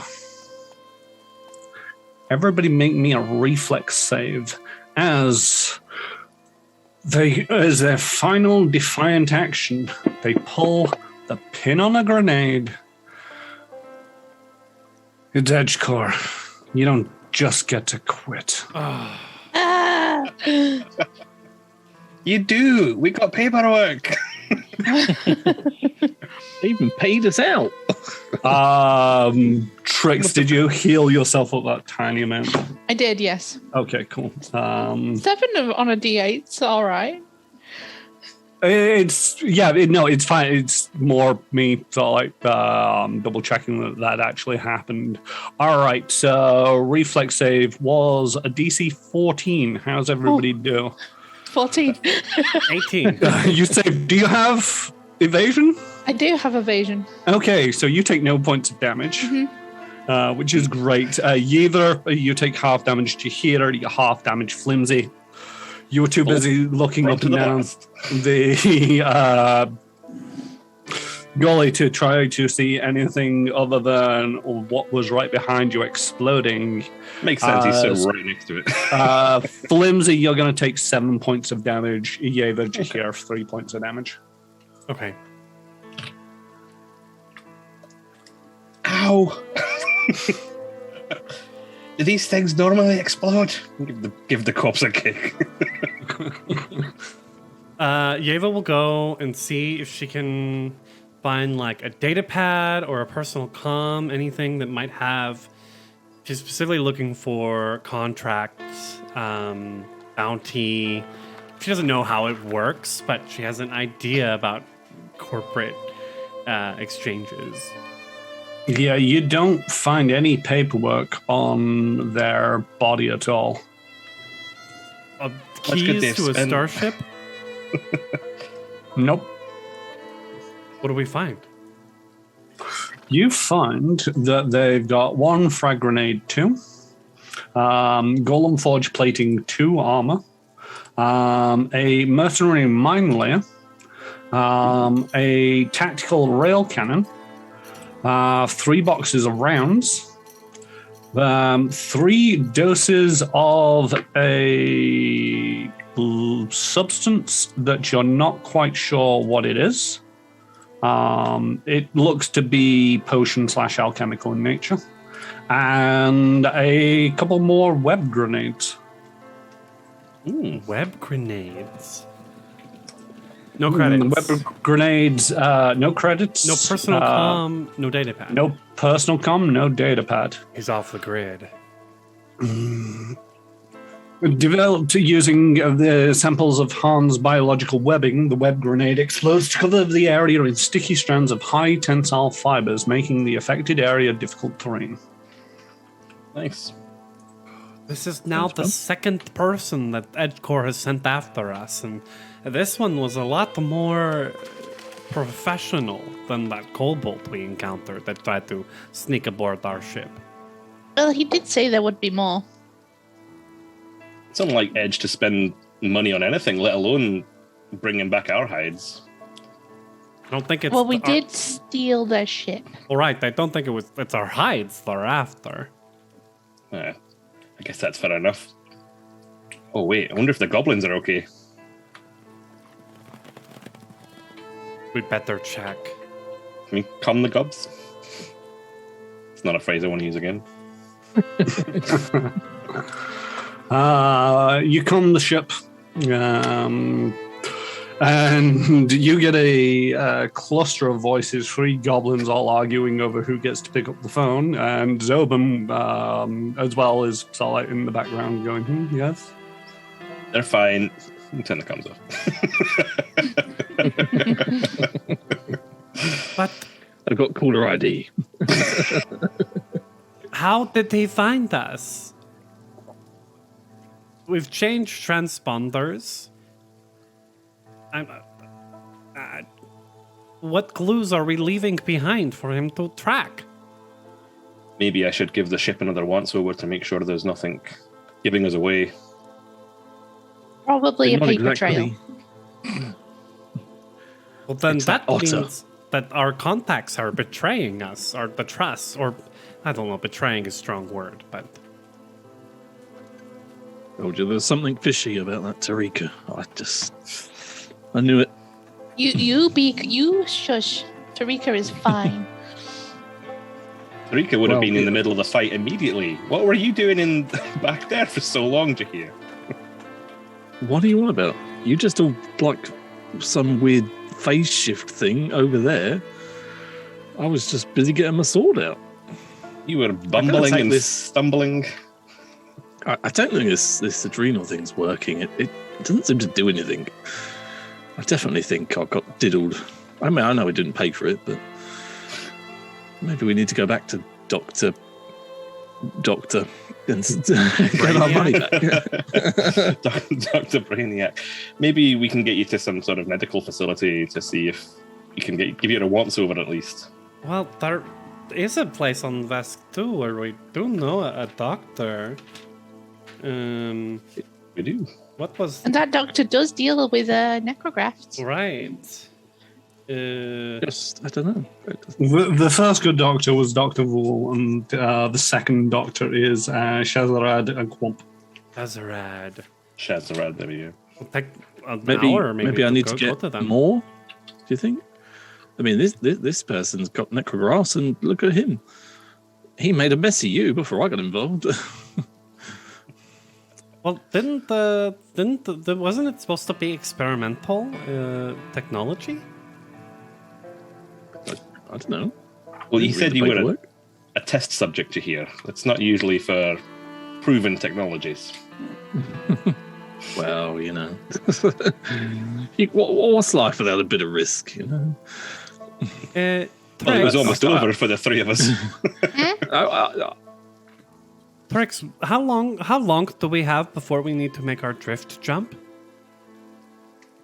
Still a couple of days, maybe like 2. Then I say we go and see Dr. Shazarad. It's not what I wanted, to be honest. It's, you know, I mean, I wanted to rip apart anything in my way, but you know, whenever I activate it, I don't know, it doesn't seem to do anything. So Then you want this Well, guy's what- arms, and adrenal gland's not going to help you rip anything. one moment I press it, and then the next moment you're all bloodied, and you know, you seem to keep shooting yourself with my guns and stabbing yourself with my swords, and it just doesn't make sense. You know, Yeah, I think I seeking definitely medical think help. it's in backwards. I think. It's in upside down. I don't know how it works. Don't Yeah, can I? suppose- Like, I'm Sorry, I was No, going no, to say, no. could I actually? Could I relieve him of his appendages?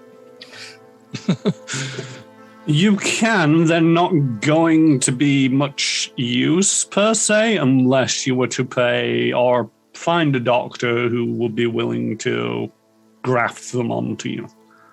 Right. That wouldn't be better than my bone sword at the moment. What's your bone sword at the moment? I don't know. It's just the same as the normal sword. 1d8 plus 6 S. 1d8. So the heavy bone blade will punch for 2d4 S. It also has the venomous weapon fusion, allowing it to be suffused with a single dose of a injectable poison. But I could just move that fusion for you if you like. Yeah. Yeah, he's just going to whip out the clear sword, spin it around his head, and just lop his arm off. Either way, it's going to make a cool thing to go on the wall. I mean, look at that. That's awesome. Didn't Flimsy notice something weird about his other arm too, though? Let's get a mysticism checking on it. Can Flimsy also have a look at the canisters that he had and maybe compare it to the ichor on the blade? It seems to be very similar, but make me a life science. It's not physical science? I'll take physical science. I can't remember how you identify poisons, so physical, life. It might be life. 26 mysticism on examining. 26 mysticism. It seems to be the necrographed emanating hand. An emanating hand replaces a living hand with an extremely withered extremity capable of drawing the life essence of a living creature. As a standard action, you make an unarmed strike with the emanating hand against the target's EAC to deal that amount of damage listed on the necrograph's model. On a successful attack, you gain a number of temporary hit points equal to the necrograph's item level. Now, that's the real hand that you want, Jehir. You could suck someone's life force out with that thing. It's also a Mark II. Oh. Sniper Scope just redeemed posture check and hydrate. So everyone, make sure you hydrate and sit up straight, please. Thank you. I reject your realities. You can't tell me what to do. I did just double check everything and have a swig of my coffee. Can't see what identify poison is at the moment. So I've gone for physical science. Yep. And what did you get? 22 from Flimsy. 22. It seems to be turbo turbocorine, which is a poison that does things. Let me just replace that. Turbo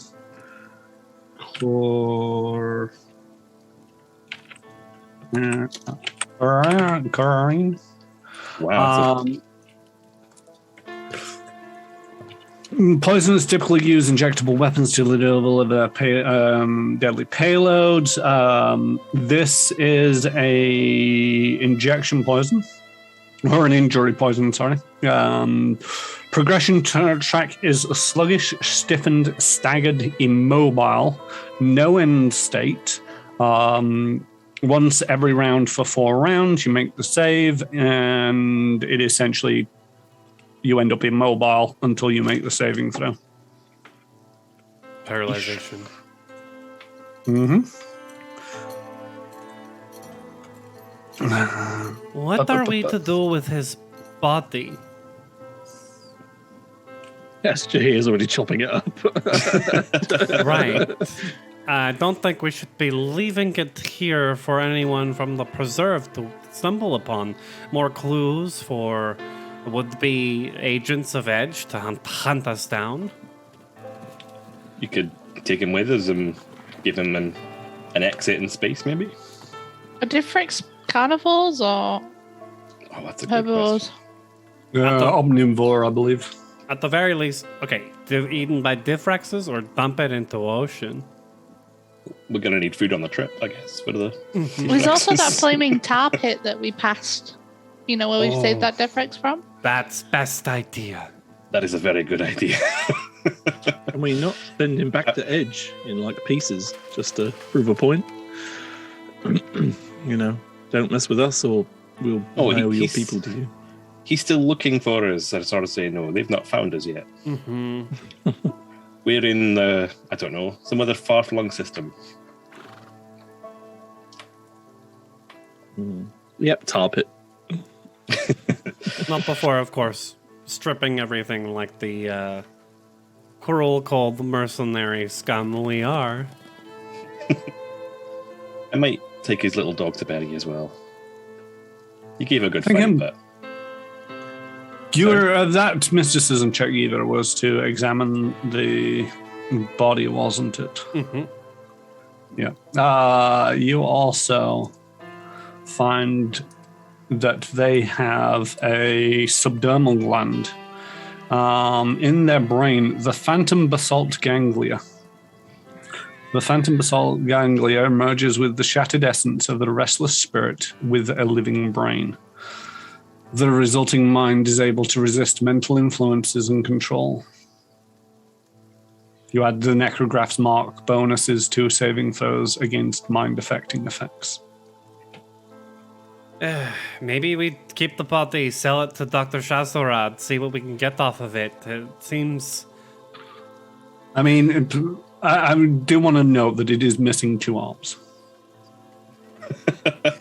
I think if we can extract what we can extract, any identifiable remains should go in the pit, even if Dr. Oh, nothing's Shazorad- identifiable once Jehir is finished with this. Especially if you let them know that there's something in the brain plate as well. Right, if you want to be the one to pull out its brain, I guess just take the skull, by all means, but try not to dirty any of those web grenades, and she's just gonna, like, walk away before any more... Well, I mean, the skinning Trix of just this. takes the web grenades off the Yeah. body before. Like, she doesn't care about him, but it is odd seeing a sapient creature being, like, butchered like meat. Harvested.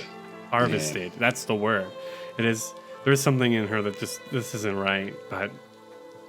If we throw it away, then we're disrespecting him, aren't we? It's like an animal. We're You know, literally if- about to throw him in a tar pit. I know, but we stripped everything good off of him. It's not. Yes, as but though it's he's, easier to compartmentalize if we don't keep its remains around. Okay, well, I'll tell you what. How about you all walk back to the ship and I'll give him a nice burial and In the tar say pit.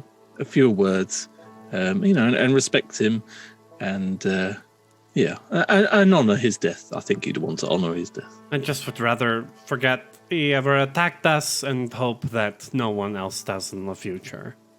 Well, that's the story we need to spin. We never encountered some weird noir trying to kill us. Never even seen a noir.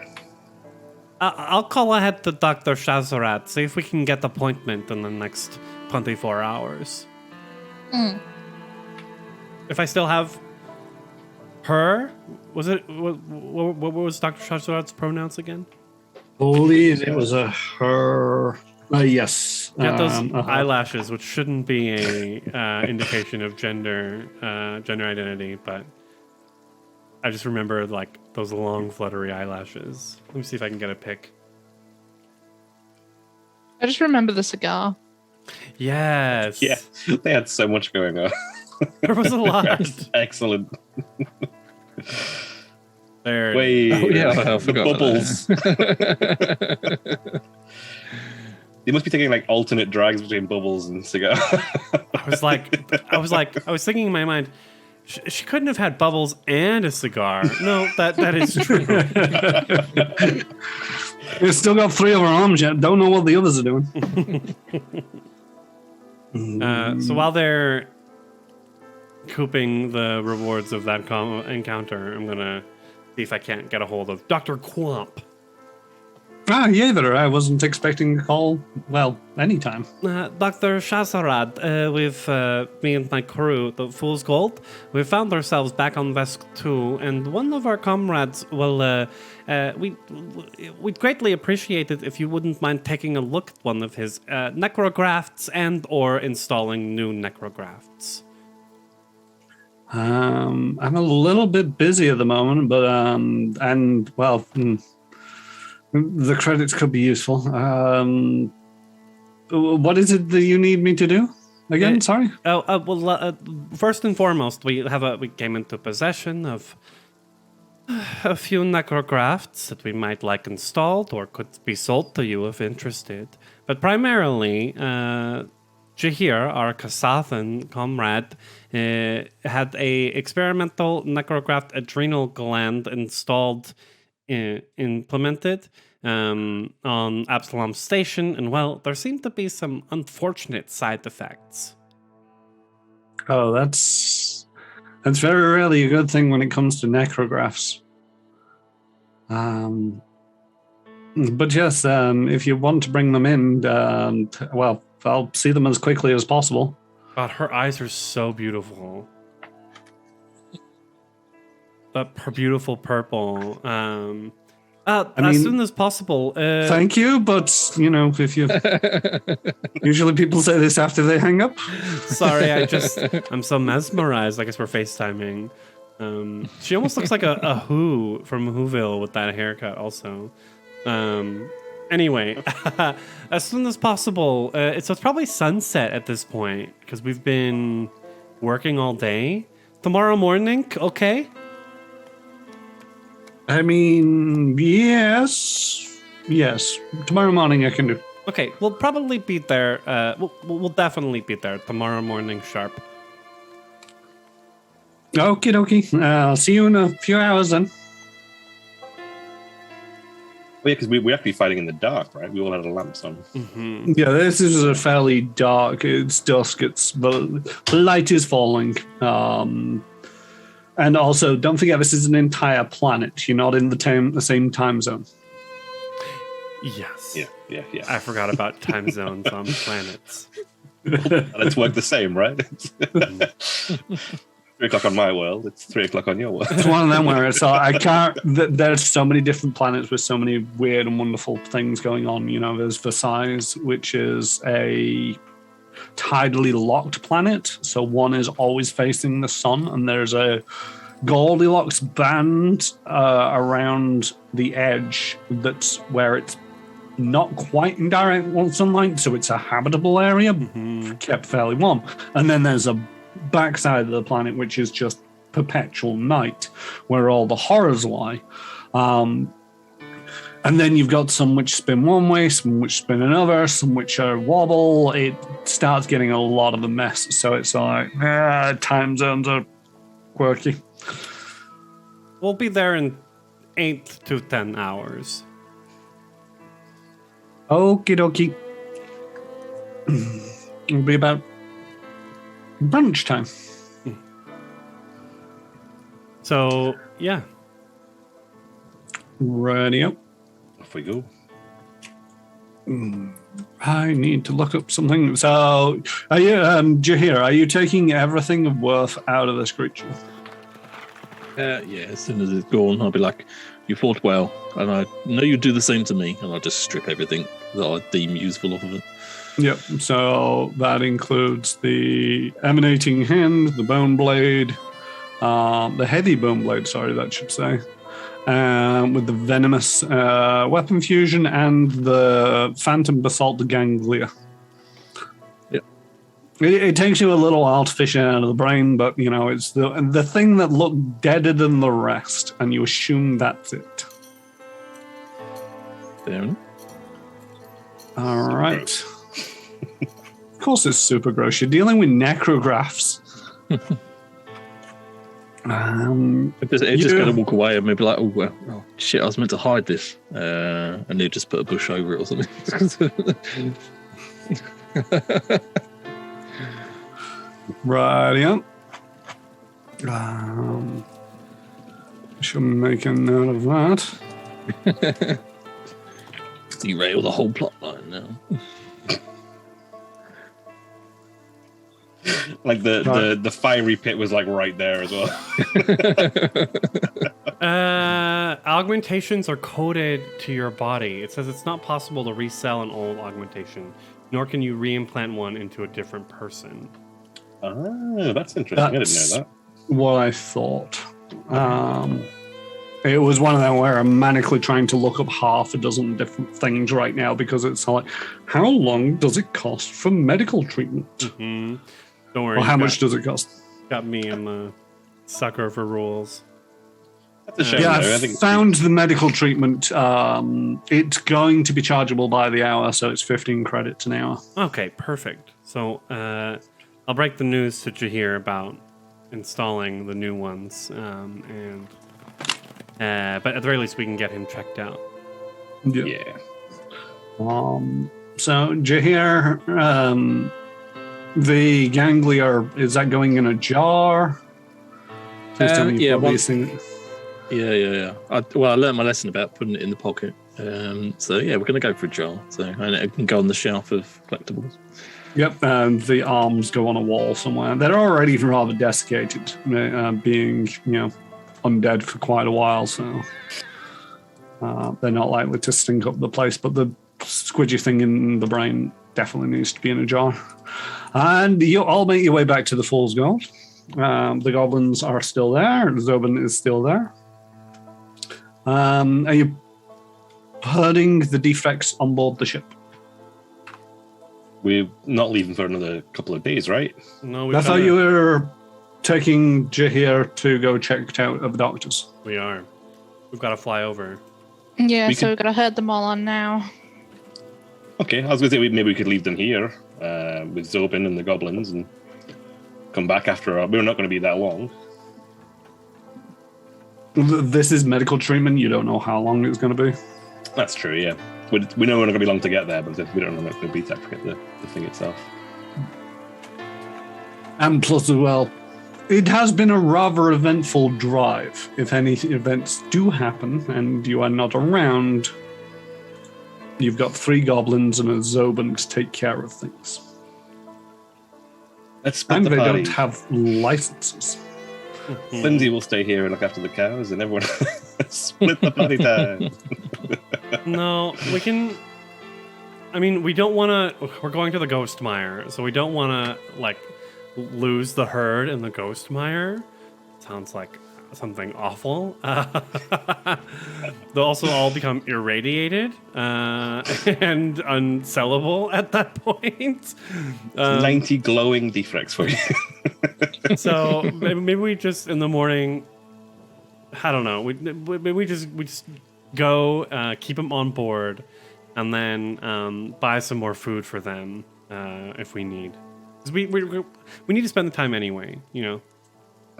Can Flimsy check the racking that the goblins spent all of his UPVs on to see if it's going to be secure enough for You already more did. than- Do? It was more about the lengthy travel to make sure it's all.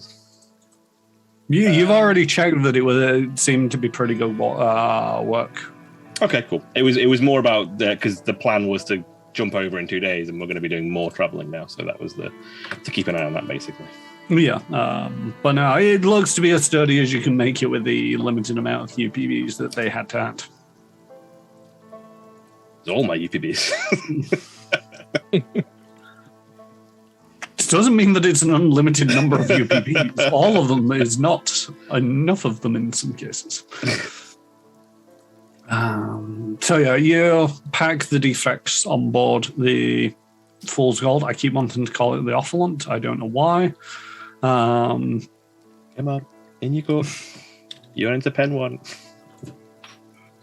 And you managed to get all 90 of them inside the cargo hold. It's a little bit packed in there. They don't seem to notice and or care that the inside is bigger than the outside. And, it's a couple of hours work getting them all packed in, and you're good to go.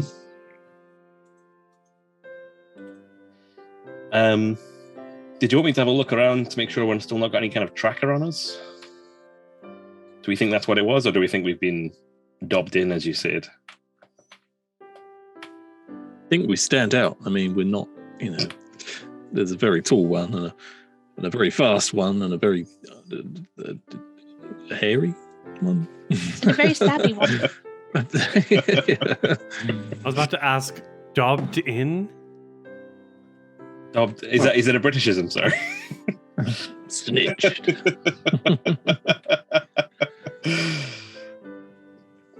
You think someone's talking about us? Yeah, sorry. No, if it is actually a Britishism. Yeah, I have no idea what that means. Sorry. It's basically I do this- stitched. I do this to you so often. I'm so sorry. Talked, ratted on. Okay, snitched. Got it. Snitched. There we go. Yeah. Jehir has good point. We are obvious, and by now they know the name of our new ship. So I don't know. maybe tomorrow, while Jehir's at his appointment, you can take a look. But for now, I say we rest. We've had a long day. Yeah, makes sense. I mean, Jehir only gets under the effect of it when he uses it, so just don't use it till we get it fixed. You can test that really good now advice. if you want. Did you want to test that now? I can just press the button. We structure here to a chair to test it out to make sure it is actually that that's doing it. Put me in the holodeck. We don't know what else it's doing to your body, Jehir. Probably best not to use it.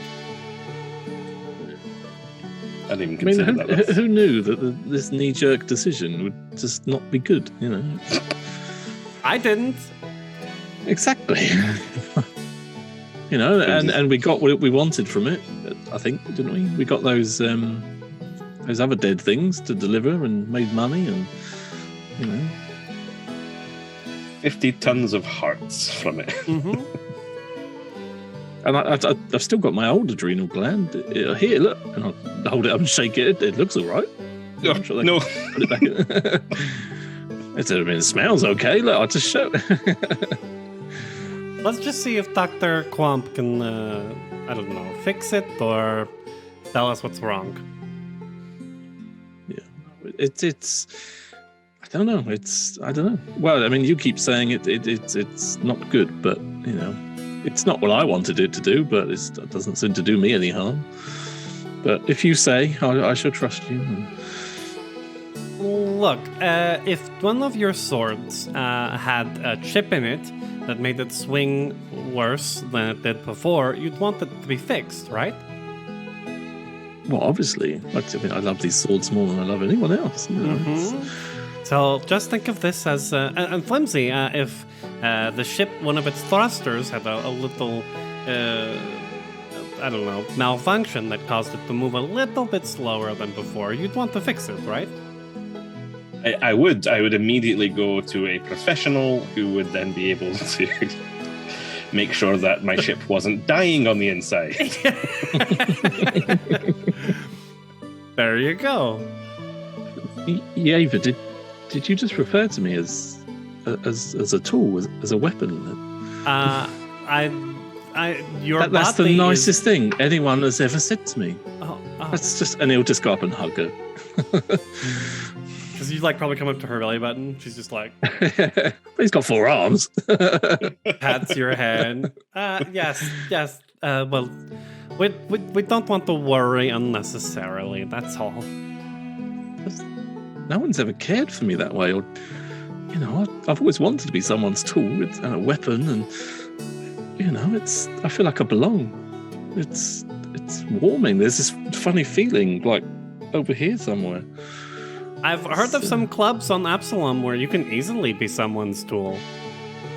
Oh, okay. Try that last checked out, club we went Jehir. to. That might be your adrenal gland. Yeah, that sounds like it might be a side effect of the. We need to get you to a doctor. Step. Well, I trust you. You've steered me well, and yeah, I trust you. Normally, I'd just ignore it and stick some glue in it and walk it off, you know. But you know, I trust you. Whatever you feel's best. Great. Now I'm going to go take a He's still shower. hugging you. She tries to peel your 4 hands off. I'm going to shower off the dust and dirt of the trail from today. She takes off her hat and waves like a cowgirl. Whatever's on Jehir's hands as well from they've just hugged you. And his cape. Don't forget the cape. Damn cape. So yes, you rest up the evening. You all feel slightly better in the morning. And you're going to fly back over to the Ghostwire Mm-hmm. to have Jehir Yes. checked it. Mm-hmm. Yeah, he's going to check on the animals as well. It's like the first time he's ever seemed to do anything positive relating to a quest. He's going to go and check on the welfare of the animals, make sure they're okay. They seem to be handling this fine. They're a little bit agitated from the space flight or the suborbital flight, but Trix, make me a piloting check. Piloting. Ta. 21. It's a smooth enough flight that they don't seem to be excessively agitated from that. Make me a survival check. It is survival for animal handling, isn't it, in this? Here, Does he also Yeah. help Yeah, out Jehir. with his There's an 18. transportation? Yes, Flimsy, you can make me a profession check. 21. Yeah, they seem to be doing fairly well. Before you left, you probably gathered up some form of shrubs and whatever these things seem to be eating around the area that you herded them into. And you get a feeling that you might have got enough to sustain them for the duration of the trip. But everything seems to be in good order. Well, is Flimsy there with Jehir? Or? Yes. Yeah. Okay, could we take 5 just to chat? Flimsy, We'll if you be trying to teach you the bits about like how to store these animals in very, very boring ways that doesn't quite meet Jehir's, I imagine, like natural affinity with animals with your survival. Like Flimsy just does the mechanical, like if you stack them lengthways rather than long ways, they seem to get on a lot better. Flimsy, they're animals. It's not Tetris. I know. Yes, they go together that way. But anyway, I enjoyed that cattle ranch. That whole thing. I enjoyed it. It's. I don't know. I mean, normally I'd just murder everything in the path, and when I was younger, I had the crazy dreams like everyone else does of murdering everyone in the universe. And I could see myself on a planet with some cattle. Do you think that's stupid? I've not seen you happy other than when you were riding Mr. Spuds, did you say it was, and you were keeping everything in line. You really led the way on that drive. It was a sight to behold. Yes, it's the first time I think I've ever seen something that's not killing and enjoyable. I mean, don't get me wrong, the killing part was always great fun, especially when I shot that out. Sorry, no, when I buried the body. But yeah, do you think we could make enough money for me to retire or something like this? I think so. If we keep working our way up, the deals are getting better and better.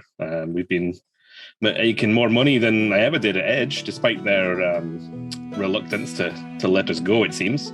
If we can keep on going, maybe you can find somewhere quiet to ranch your own animals. Or maybe even get an animal around. Like Trix has got that blob thing that keeps turning into spanners and all bits of things in the engine room. Yeah, I keep trying to kill that, but it's remarkably resilient. It's quite fun. But Trix really wouldn't appreciate that. You should probably not. I mean, even if you could. But maybe you can get your own wee little, get your own defects or something like that. Well, Mr. and Mrs. Spudsy, I left them behind, and I told them to make Spudsy babies, but I don't know. I mean, I think I've been taking things a bit recklessly, but I want to do this. I'm gonna stop being so reckless with my life. It's. I don't know. It's strange. It's something I want in life. And you can tell he's just overcome with emotions by a possibility that's been open to him that he's never considered before. And I didn't realise. Yeah. You know what, Jehir? It's important to have something to live for. And I'm glad to hear that, you might have found that spark, that special something that you want to do. I want to get out there and see the stars. And if we're lucky, you can get enough cash down together and you can start your own little farm, and maybe I'll come visit you sometimes. We'll look back on this time when we had all this small tiny herd compared to what you've got in the cargo bay here, and we'll look back and laugh. that sounds awesome, Flimsy. One more thing. If you try and take that rail cannon, I'm going to chop your arms off. And then just get back to her. That thing is far too big for me. No. I think you need all 8 arms to hold that thing. Okay, good. All That looks like fun. End scene. And see.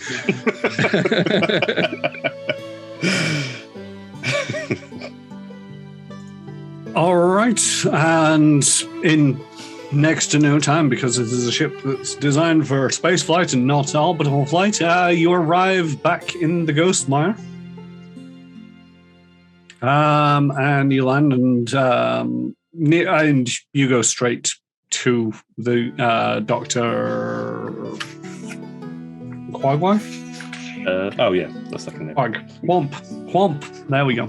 Keep thinking Quagmire from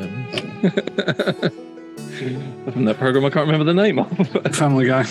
That's it, yep. So, yes. So, welcome back. Dr. Quamp, this is Jehir. Like I said, he had a adrenal gland installed that makes him act funny. I don't really know much about necrografts and their creation. I know how to put them in and take them out. Well, I brought my other adrenal gland. Here's the one that came out. Could I have 2? Would that negate the side effects? Oh no, that's a biohazard now. Oh, okay. Well, if it wasn't stored in ice and or vacuum, then no, that's not going back in anytime soon. I did wonder why there was bits floating off of it, but yeah, okay. What are we doing? So, I'm not mystically trained or engineeringly trained. Have you got contacts that would deal with this kind of thing in the medical industry? Not really. I'm kind of out here in the sticks. One of those lone operation hospitals. Yeah, well, what we're doing here isn't quite legal some of the time, so. You know. There is that. I mean, I could pop it out and you guys could look at it, or I can remove it entirely, or what? What do we want to do here? Well, I am mystically trained, so we could put them under, and I could examine it. I don't know what I could do, but I guess Jehir, it's up to you. Do you want? Is it urgent enough? Do you think that we need to look at it now? I mean, just I don't know. I mean, for me, I don't care. It's fantastic. I press the button. I get a bit confused. It seems. I mean, you say one thing and I feel another, but but then I feel great when I use it. But I mean, I'm not going to lie. I do wonder maybe, a couple of fights ago, I did seem to try and, relieve you of your head, and. You don't want him spacing out again the next time, we run into something. It's not good. How about quite close to my head? How about we compromise? You can have a look. It's probably an upside down or something, or just spit on it and clean it and put it back in. But if you could take a look, that'd be great. Okay, I will do my best. Would any medical help be useful for you, Dr. Quamp, or have you got your own staff? I mean, I'm pretty much trained as I need to be for the medical side of things. It's just the necrograph can either stay in or come out, or I could pop it out a little bit and you guys could look at it and see what's what mechanically, mystically. That's a good idea. Yeah. I mean, you'll be under anesthesia. Oh, do I have to be? I guess yes. We'll film it for you. Oh, yeah, definitely. Are there mechanical elements? Sorry, did you say? Yeah. Oh, okay. Then in that case, maybe I'll have a look. Flimsy's good with spanners. We can. I'm sure between all of us, we can sort something out. Okay, so Flimsy and I will look at it, then Thrix will do the filming. Okay, that's good. Sweet. I'm like an amazing cameraman. So the doctor takes you all to be prepped. I have scrubs in my size. They have scrubs in your size. Little tiny. It's almost like one. they have to use 2 sets of scrubs to make it fit your size, but it is. They have scrubs for your size. They have scrubs for you all. You are all scrubbed up. Jehir, you are promptly knocked out with anesthesia. And they get to work operating on you. I really should look up where the adrenal gland is, because it's like, I don't actually know. Just south of where you think it is. The adrenal gland is in the belly region. Oh, okay. So not for the first time, Jehir is sliced open. To the kidneys. At the gut. And, this... But that's in a human. Where is it? Yeah. It's going to be roughly in the same position. It's one of them quirks of biology. It's like they can't really be in too many other positions because it doesn't work if it doesn't work like it does if it's not in roughly the same position doing roughly the same function, or else it won't be an adrenal gland, it will be some other kind of gland. Or the gods weren't that imaginative. We've got the basics, it's fine. On which nobody quite knows where the Kasas came from. It could have been a genetic experimentation in the first place. That's a good point. So anyway, she operates on your stomach and gets this thing popped out so that Yeva and Flimsy can take a look at it. Oh, disgusting. Oh, I was almost at 18. 14 mysticism. What's it, 25 for engineering? Don't want to look at this thing. Yeah. There's a loose bolt. Here we go. Get a screwdriver on it.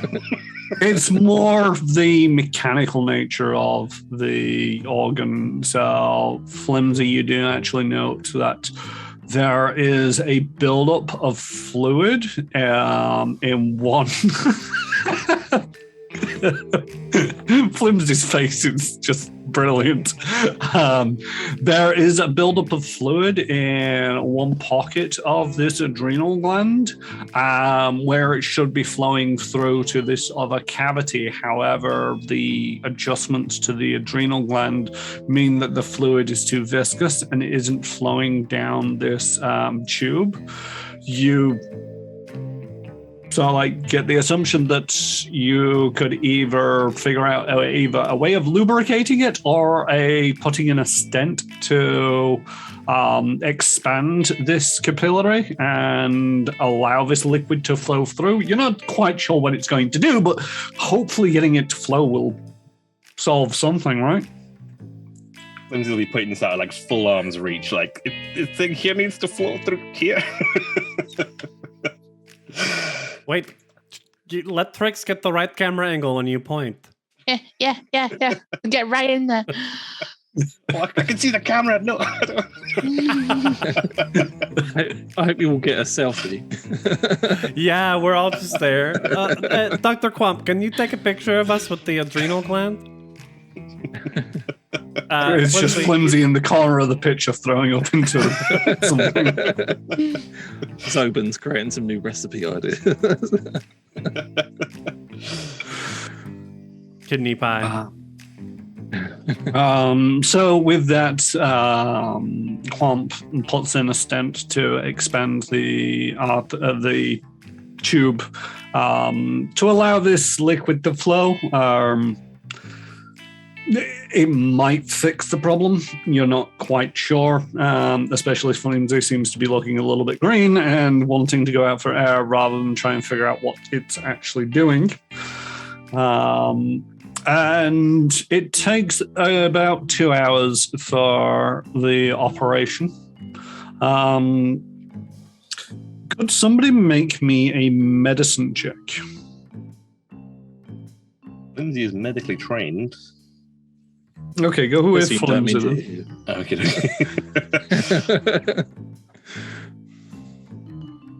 Ooh, 27 for Flimsy. Nice.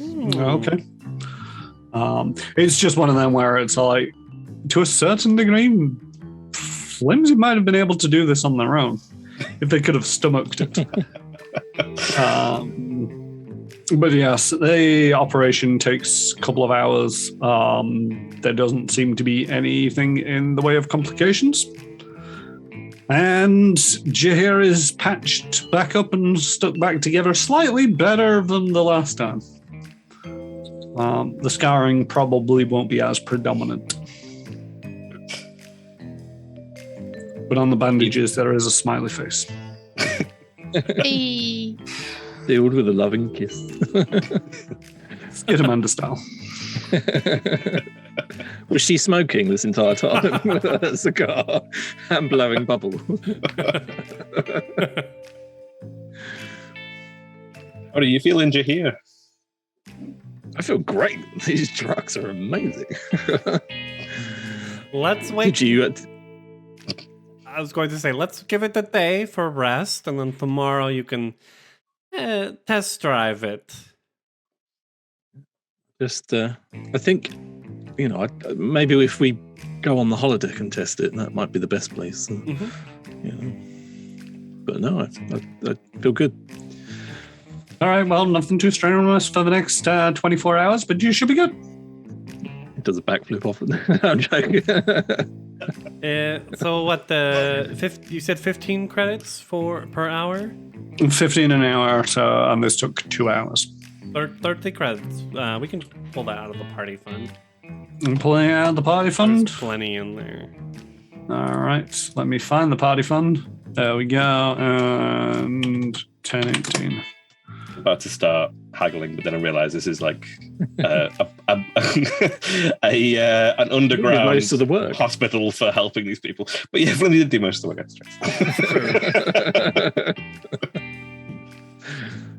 But Yes, we but didn't have any without kind of me, you would- anesthetics on board, and so we did use up some of her supplies. That's very true. And the scrubs, my I got time. 2 of them.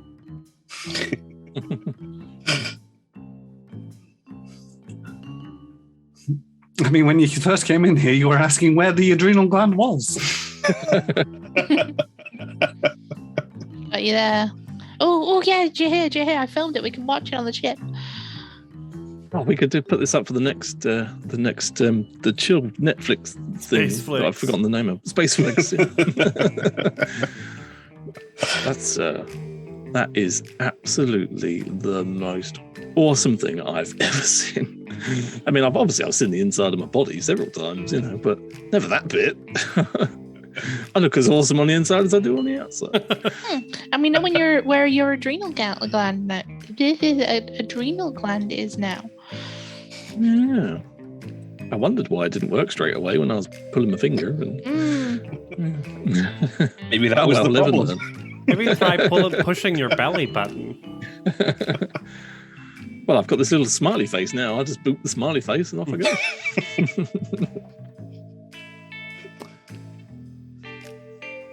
All right. So, you get back home, you rest for the day, and then it's time to get the Fool's Gold over to Vesk 3? I think. Yes. Yep. Possibly. We left 2 and Yes. going to 3. 1, 2, go to 3.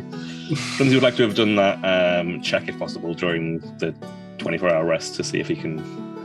Give me a sweep of the ship, perception or engineering. Can I join him? Yes, I was going to say, somebody else can assist if they want, or Perception. everybody could assist to a certain degree. I'm going for engineering. So we can all do a sweep of the ship. Ah, It's a 19 from Flimsy. 17. 25. Flimsy sounds so disappointed with only a 19. Only a 10 from Jehir. Get back to bed, Jehir. He's supposed to be arrested. You spend the day sort of like scouring the ship for any anomalous things. Flimsy, you think you've found something, but just as you sort of like go to examine it further, it sort of like liquefies and squidges away. Yeah, sick. Yeah. Every time. I don't find anything with a 25, do I? You don't find anything suspicious at all. Sweet. The only thing that you do know is, to a certain degree, it's the ship itself, without sort of like completely restructuring it all, which would likely to mess up the null space cargo bays. It has a very, very distinct style. It's not noticeable. It is a modification of a certain type of ship, but you're going against a corporation that spans the galaxy. They've got the resources to throw at this if they want to find a ship.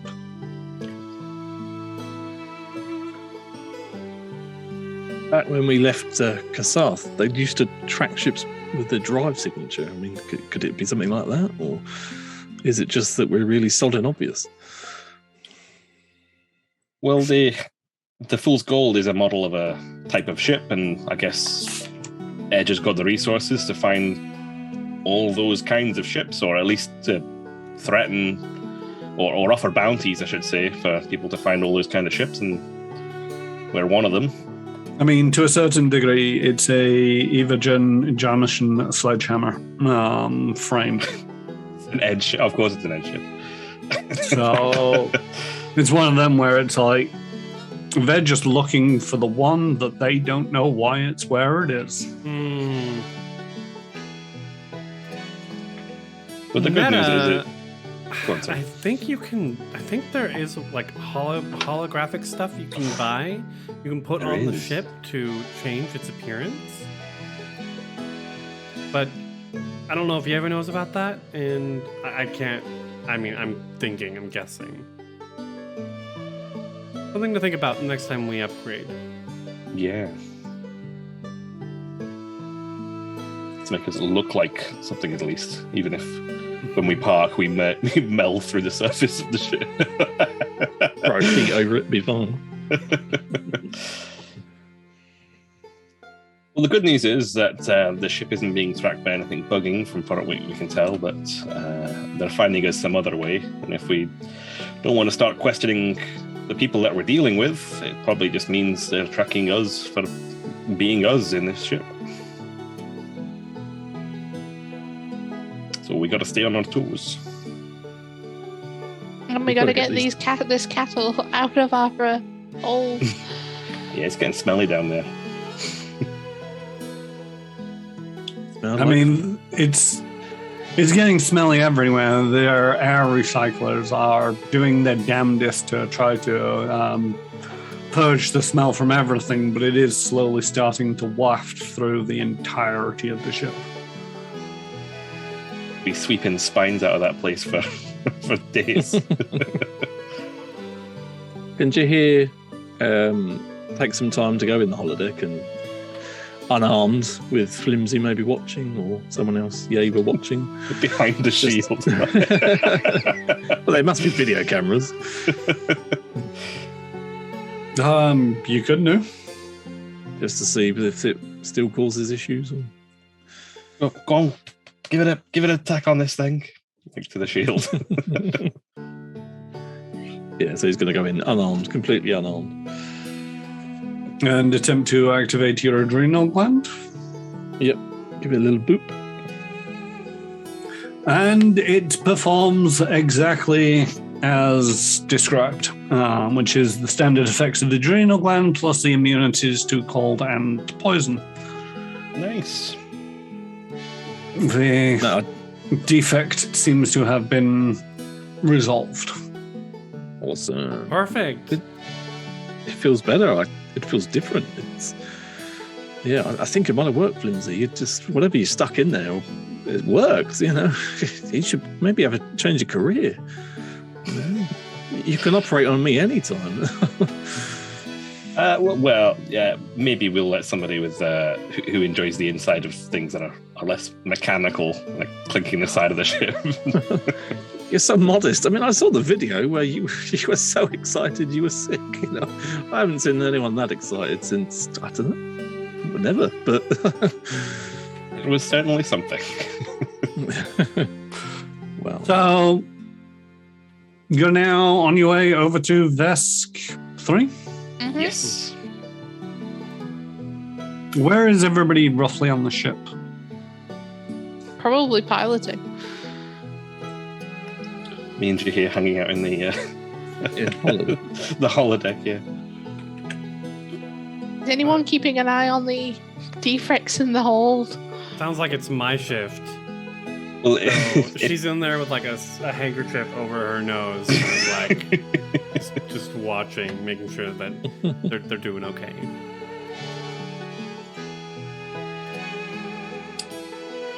So we've got Flimsy and Jehir in the holodeck. the holodeck's huge. I forgot how big it was. It's the same size as the storage bay was. We can store things in the holodeck.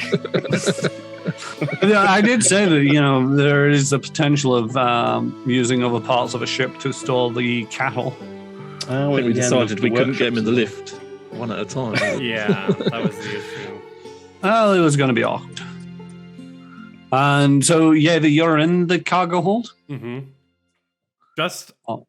next to the door. Like one door is open. Well, both. She's huge, large. Both doors are open, and she's like in the doorway, just kind of like watching them. Yep. I really enjoy Zobin on the map. He's just in bed all day. Whenever anything's going on, he's just chilling in bed. He's got nothing to do in space. All right. Could everybody make me a perception check? Apart from Yeva. Oh God! Sweet. You get this by default. Great. Oh. Big 9 ball. from Flimsy. 11 from the. Flimsy and Jehir, you are too preoccupied with the discussion that you are having and what is going on there. Trix, as you're piloting along, you can hear this. But Yeva, you are acutely aware as it starts up in front of you. The Defrexes begin howling, barking, and scraping at the walls. The sounds of distress, the distressed predators, builds to a terrifying volume before a tremendous, deafening explosion reverberates through the starship. Make me a reflex save, Jehira. Not Jehira. Why? You do that Right through the ship. Yeva. 16. 16. You are battered with flaming pieces of Defrex. Pieces of Defrex. What? Shut up. For 6 points of fire damage as one explodes. We needed that. Did they all explode? Well, guys, what was that? Wait, what are you saying, guys? What was that for? There is a massive electromagnetic pulse that disrupts all the technological systems aboard the ship. Oh my god. Trix, you've lost flight controls. Flimsy, Jehir, you have just dropped out of whatever Hollow Suite program that you were running, and the lights have dimmed, gone out, and you're now on emergency lighting. Goblins. Bloody goblins.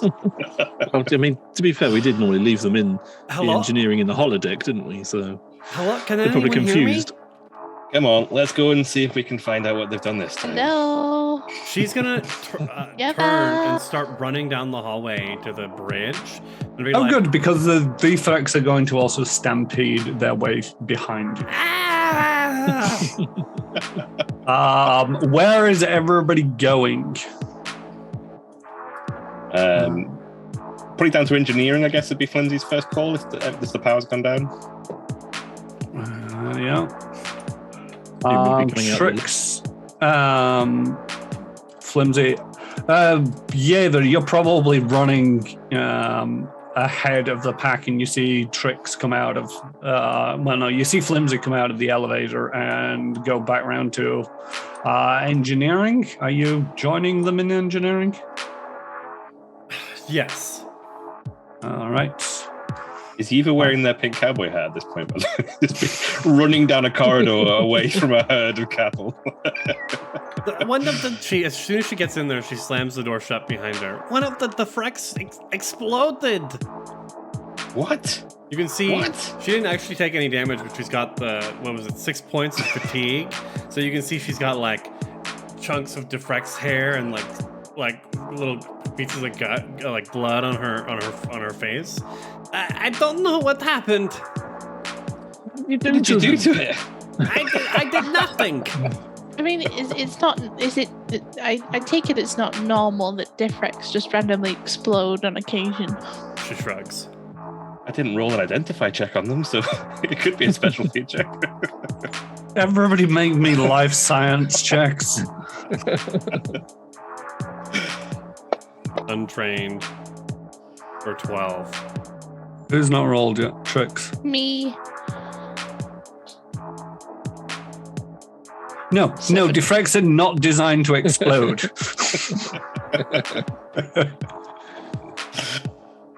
So we know. Are they still think it was- stampeding? Or? That bony guy. I don't know. When would he have had chance to put grenades in the cows? That's a With very good Defrex? point. Well, I guess the goblins once we get the ship back up and running and I kick the engine annoying. Yeah, can we get electronics restarted? I'm just trying to read through this rather quickly. How does this is out of character and out of everything?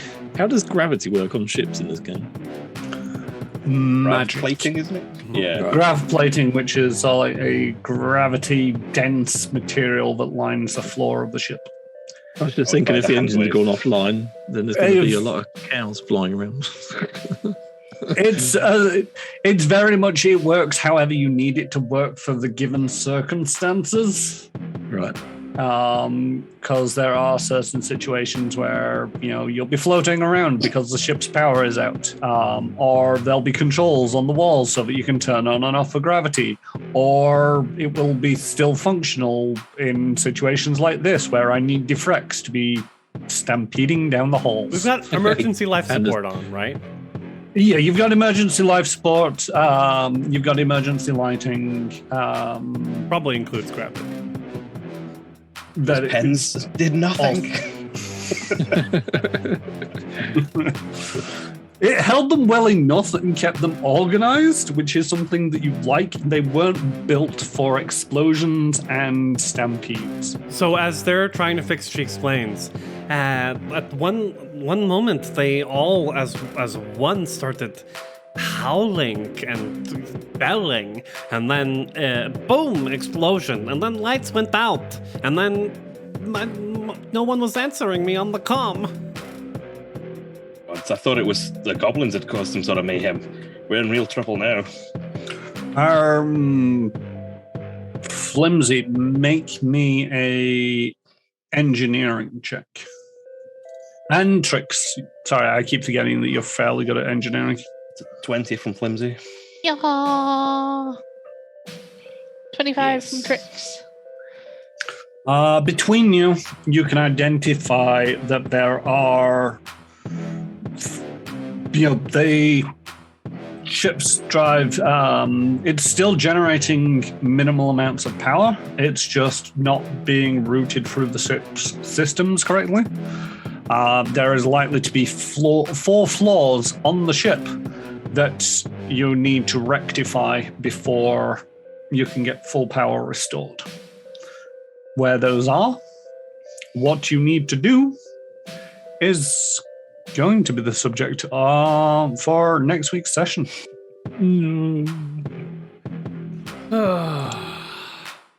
Hey.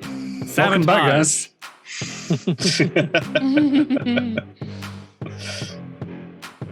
It was me. I want you. Jehir, you would have loved the explosion. Well, there might be more. You never know. He's torn. He loves explosion, but he likes the animals. What does he do? Does he stand and watch? Does he? There is one in also every a couple of things that are going to be happening. So one of the things is pretty much starting next week everything is going to be progressing turn by turn. Oh God. Zero threat. Mhm. No problems. Flimsy might get to one room before the situation is resolved with Flimsy's movement speed. Oh, don't forget, you can double move. It's a matter of timekeeping more than it is for, the actual threats themselves per se. There's likely to be some deadly threats, you don't know. But one of the things is do need to make sure that we keep track of time accurately. So anyway, thank you for joining us this week. It's been a bit of a welcome back. Time to screw everybody over kind of session. Trick's getting so very lucky on Flimsy actually managing to make that melee attack because I was about to evanating hand them. Oh. Lucky jazz. I was trying to make sure that I took one of you out with me. We will be back same time, same place next week. I have been Karen Rushmore and will continue to be Karen Rushmore. You can usually find me over on my own channel, twitch.tv/Karen Rushmore, where I play a variety of computer games, Pillars of Eternity and 2016's Prey seem to be the flavor of the week. On Tuesdays, Thursdays, and Fridays on my channel. And in various places around the internet in the intermediate time. Flimsy. Hello, I'm JStation64, and when I'm not playing Flimsy, living his literal nightmare of having a herd of creatures loose on a ship, which is the opposite of his entire purpose of existence. I am on my channel on Twitch on Thursday evenings 9 p.m. playing some No Man's Sky, and Saturday mornings 9:30 a.m. playing the Bad Man Arthur Morgan. And it's a new year, and we've got lots of new plans, so it's going to be fun. Come and join us. Hi everyone, I'm Criffy Bernal. I'm one of the captains and producers here at Manapod Studios. You can find me here, obviously, every Monday, but you can also find me over at my Twitch, twitch.tv/Criffy Bernal, where I play through various role-playing games. And tomorrow I will be starting off my new attempt to go weekly with the solo Pathfinder adventure, The Spear in the Sea, in which I play through the Skull and Shackles Adventure Path. Nice. Tricks. Yo, I'm Kurt Commissions. I do artsy things across social media with the same kind of name tag. And finally, Jehir. I'm Retro Ted. I generally play retro games. The schedule's been a bit up in the air over Christmas, but we're hoping to get back into it. You can find me on my channel, and I shall hopefully update the Discord as well. All right. And so until next time, I hope you all had fun this evening, and we'll see you again next week. If you'd like to stick around, we are going to be raiding somebody. Have we chosen who we're raiding yet? Yes, we are. All right. And until then, ta-da bye. Bye. Bye-bye.